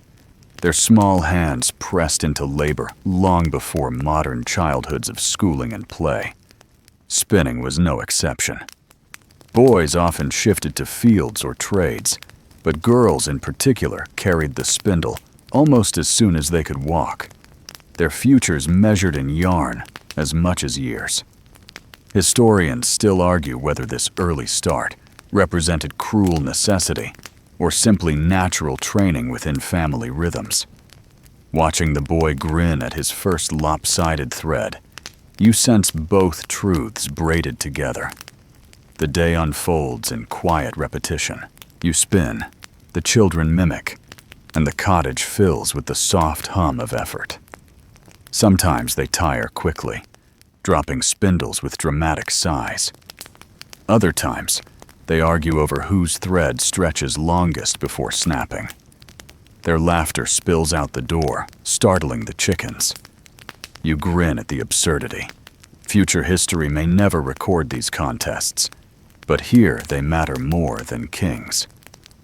A quirky tidbit slips into conversation as one elder recalls being told that if a girl's first skein was too knotted, she would grow into a clumsy wife. Everyone laughs, the joke lightening the air, though some nod knowingly, as if superstition always hides a grain of truth. You ruffle a girl's hair when her thread snarls into chaos, assuring her the knots only prove she will outwit spirits. She giggles, untangling with fresh determination. By afternoon, the sun breaks fully through clouds, warming the yard. You step outside with your spindle, settling onto a stool where light falls across wool in your lap. Children gather around, watching intently, their fingers twitching to copy. You demonstrate again, slower this time, the spindle twirling gracefully, the thread thinning smoothly. They gasp softly, as though you've conjured magic. You chuckle, reminding them it is patience, not sorcery. Though you admit patience feels nearly magical on some days. The rhythm carries through evening. Fires are lit, shadows stretch, and the cottage glows with orange warmth. Families gather, each spindle a star in the constellation of work. Songs drift again, this time taught by older voices, children echoing hesitantly, their tones uneven, but sweet. Thread and song intertwine, weaving memory into fabric. You reflect quietly. The children's laughter, their eagerness to learn, reminds you that your craft is not only survival, but inheritance. Each twist of thread is a lesson, each broken strand an initiation. The spindle will outlive you, passing from hand to hand, carrying stories and calluses together. You smile softly, stroking the ball of yarn in your lap. Perhaps this is how memory persists, not in chronicles written by clerks, but in fingers repeating motions until they feel eternal. Historians still argue whether spinning empowered or imprisoned those who practiced it, whether it trapped generations in monotony or gave them steady purpose. Sitting here, spindle humming, children imitating, you sense the paradox clearly. It is both cage and cradle. Labor binds, but it also connects. Threads trap, but they also tie hearts across time. Night deepens, and the children drowse near the fire, their small spindles clutched like toys, wool trailing loosely from their laps. You tuck blankets around them, smiling faintly. Tomorrow, they will wake and try again, tangling more than spinning, but persistence will shape them, just as it shaped you, just as it shaped your mother, your grandmother. The long line of women bent over spindles, stretching thread across centuries. You glance at your own spindle, scarred yet steady, and imagine it in their hands years from now. It will feel familiar, warmed by countless palms, polished by oil and sweat. The thought comforts you deeply. Perhaps your name will fade, but the spindle will remain, whispering silently of those who held it before. A small joke stirs in your weary mind. You whisper to the children, though they are half asleep, that the spindle secretly chooses its master. Drop it too many times, and it sulks, refusing smooth thread until you apologize. One child giggles drowsily, whispering an apology to her spindle before dozing.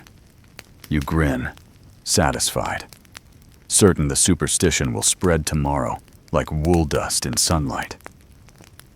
The fire burns lower, casting long shadows across the walls. You sit quietly, spinning a few last strands, reflecting on the day. Generations are born into work, into hardship, into laughter, and knots alike. The spindle binds them all, an anchor across shifting years. You sigh, content, and set it gently on the hearth. Outside, stars gleam faintly, scattered like beads across black cloth. Inside, breath deepens, the cottage falling into slumber.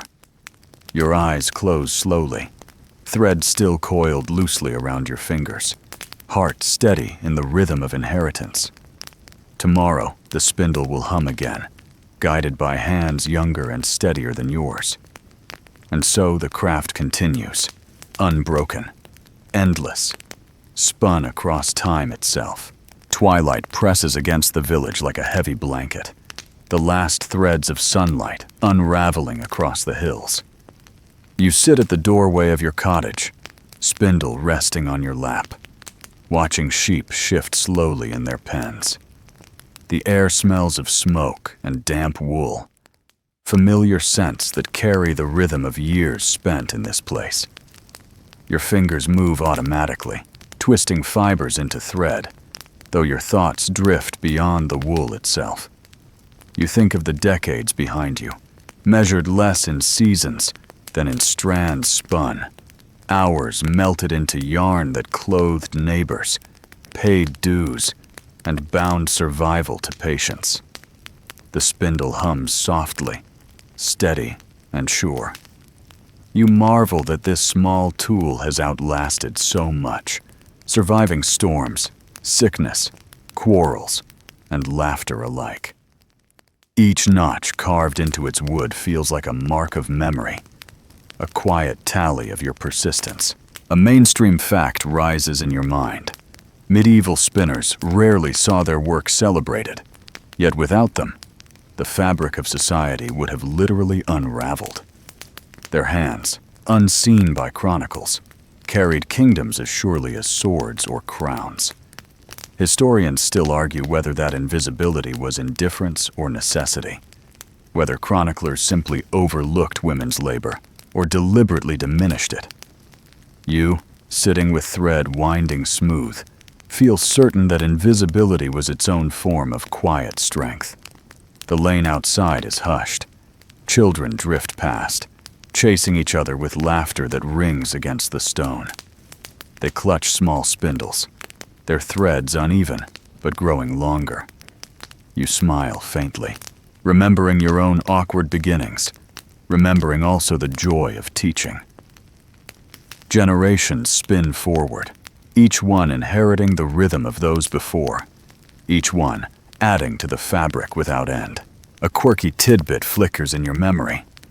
Some villagers once buried a spindle beside the dead, believing it guided the soul's passage like thread leading through a labyrinth. You find the image oddly comforting, the idea that yarn might stretch beyond life itself. The thread between your fingers thickens slightly. You smooth it, steadying the spindle and sigh.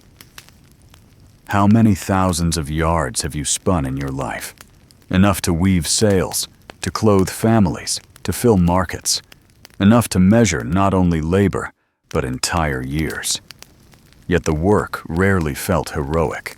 It felt ordinary, repetitive, sometimes tedious, sometimes soothing. And perhaps that ordinariness is its beauty. Kings demand wars, lords demand taxes, but the spindle only asks for patience. You give it again and again, and in return, it gives cloth, comfort, survival. Shadows lengthen across the square. The church bell tolls softly, marking evening prayers. You close your eyes briefly, listening to the sound echo over rooftops, mingling with distant bleats. You wonder whether historians centuries from now will imagine you here, bent over wool, or whether your existence will vanish entirely, hidden in cloth that crumbled long ago. Perhaps both. Yet you know this truth. History is not only carved in stone or written in parchment. History is also twisted into thread, worn down by calluses, softened by wool dust in the lungs, carried silently in hands like yours. The spindle slows, thread dangling gently. You look at it, feeling both weary and proud. Life has been no tapestry of glory, but rather a skein of persistence, knotted sometimes, tangled often, yet strong enough to hold. You smile faintly, letting the spindle rest across your knees. Twilight deepens into night. Sheep quiet. Torches flicker, and you breathe slowly, grateful for the long, patient weave of your days. The night settles softly, and the air thickens with calm, as though the world itself exhales after a long day. You stretch out on your straw bed, pulling a woolen blanket close, its coarse fibers brushing gently against your skin. The spindle rests nearby, silent now, yet still warm from your hands.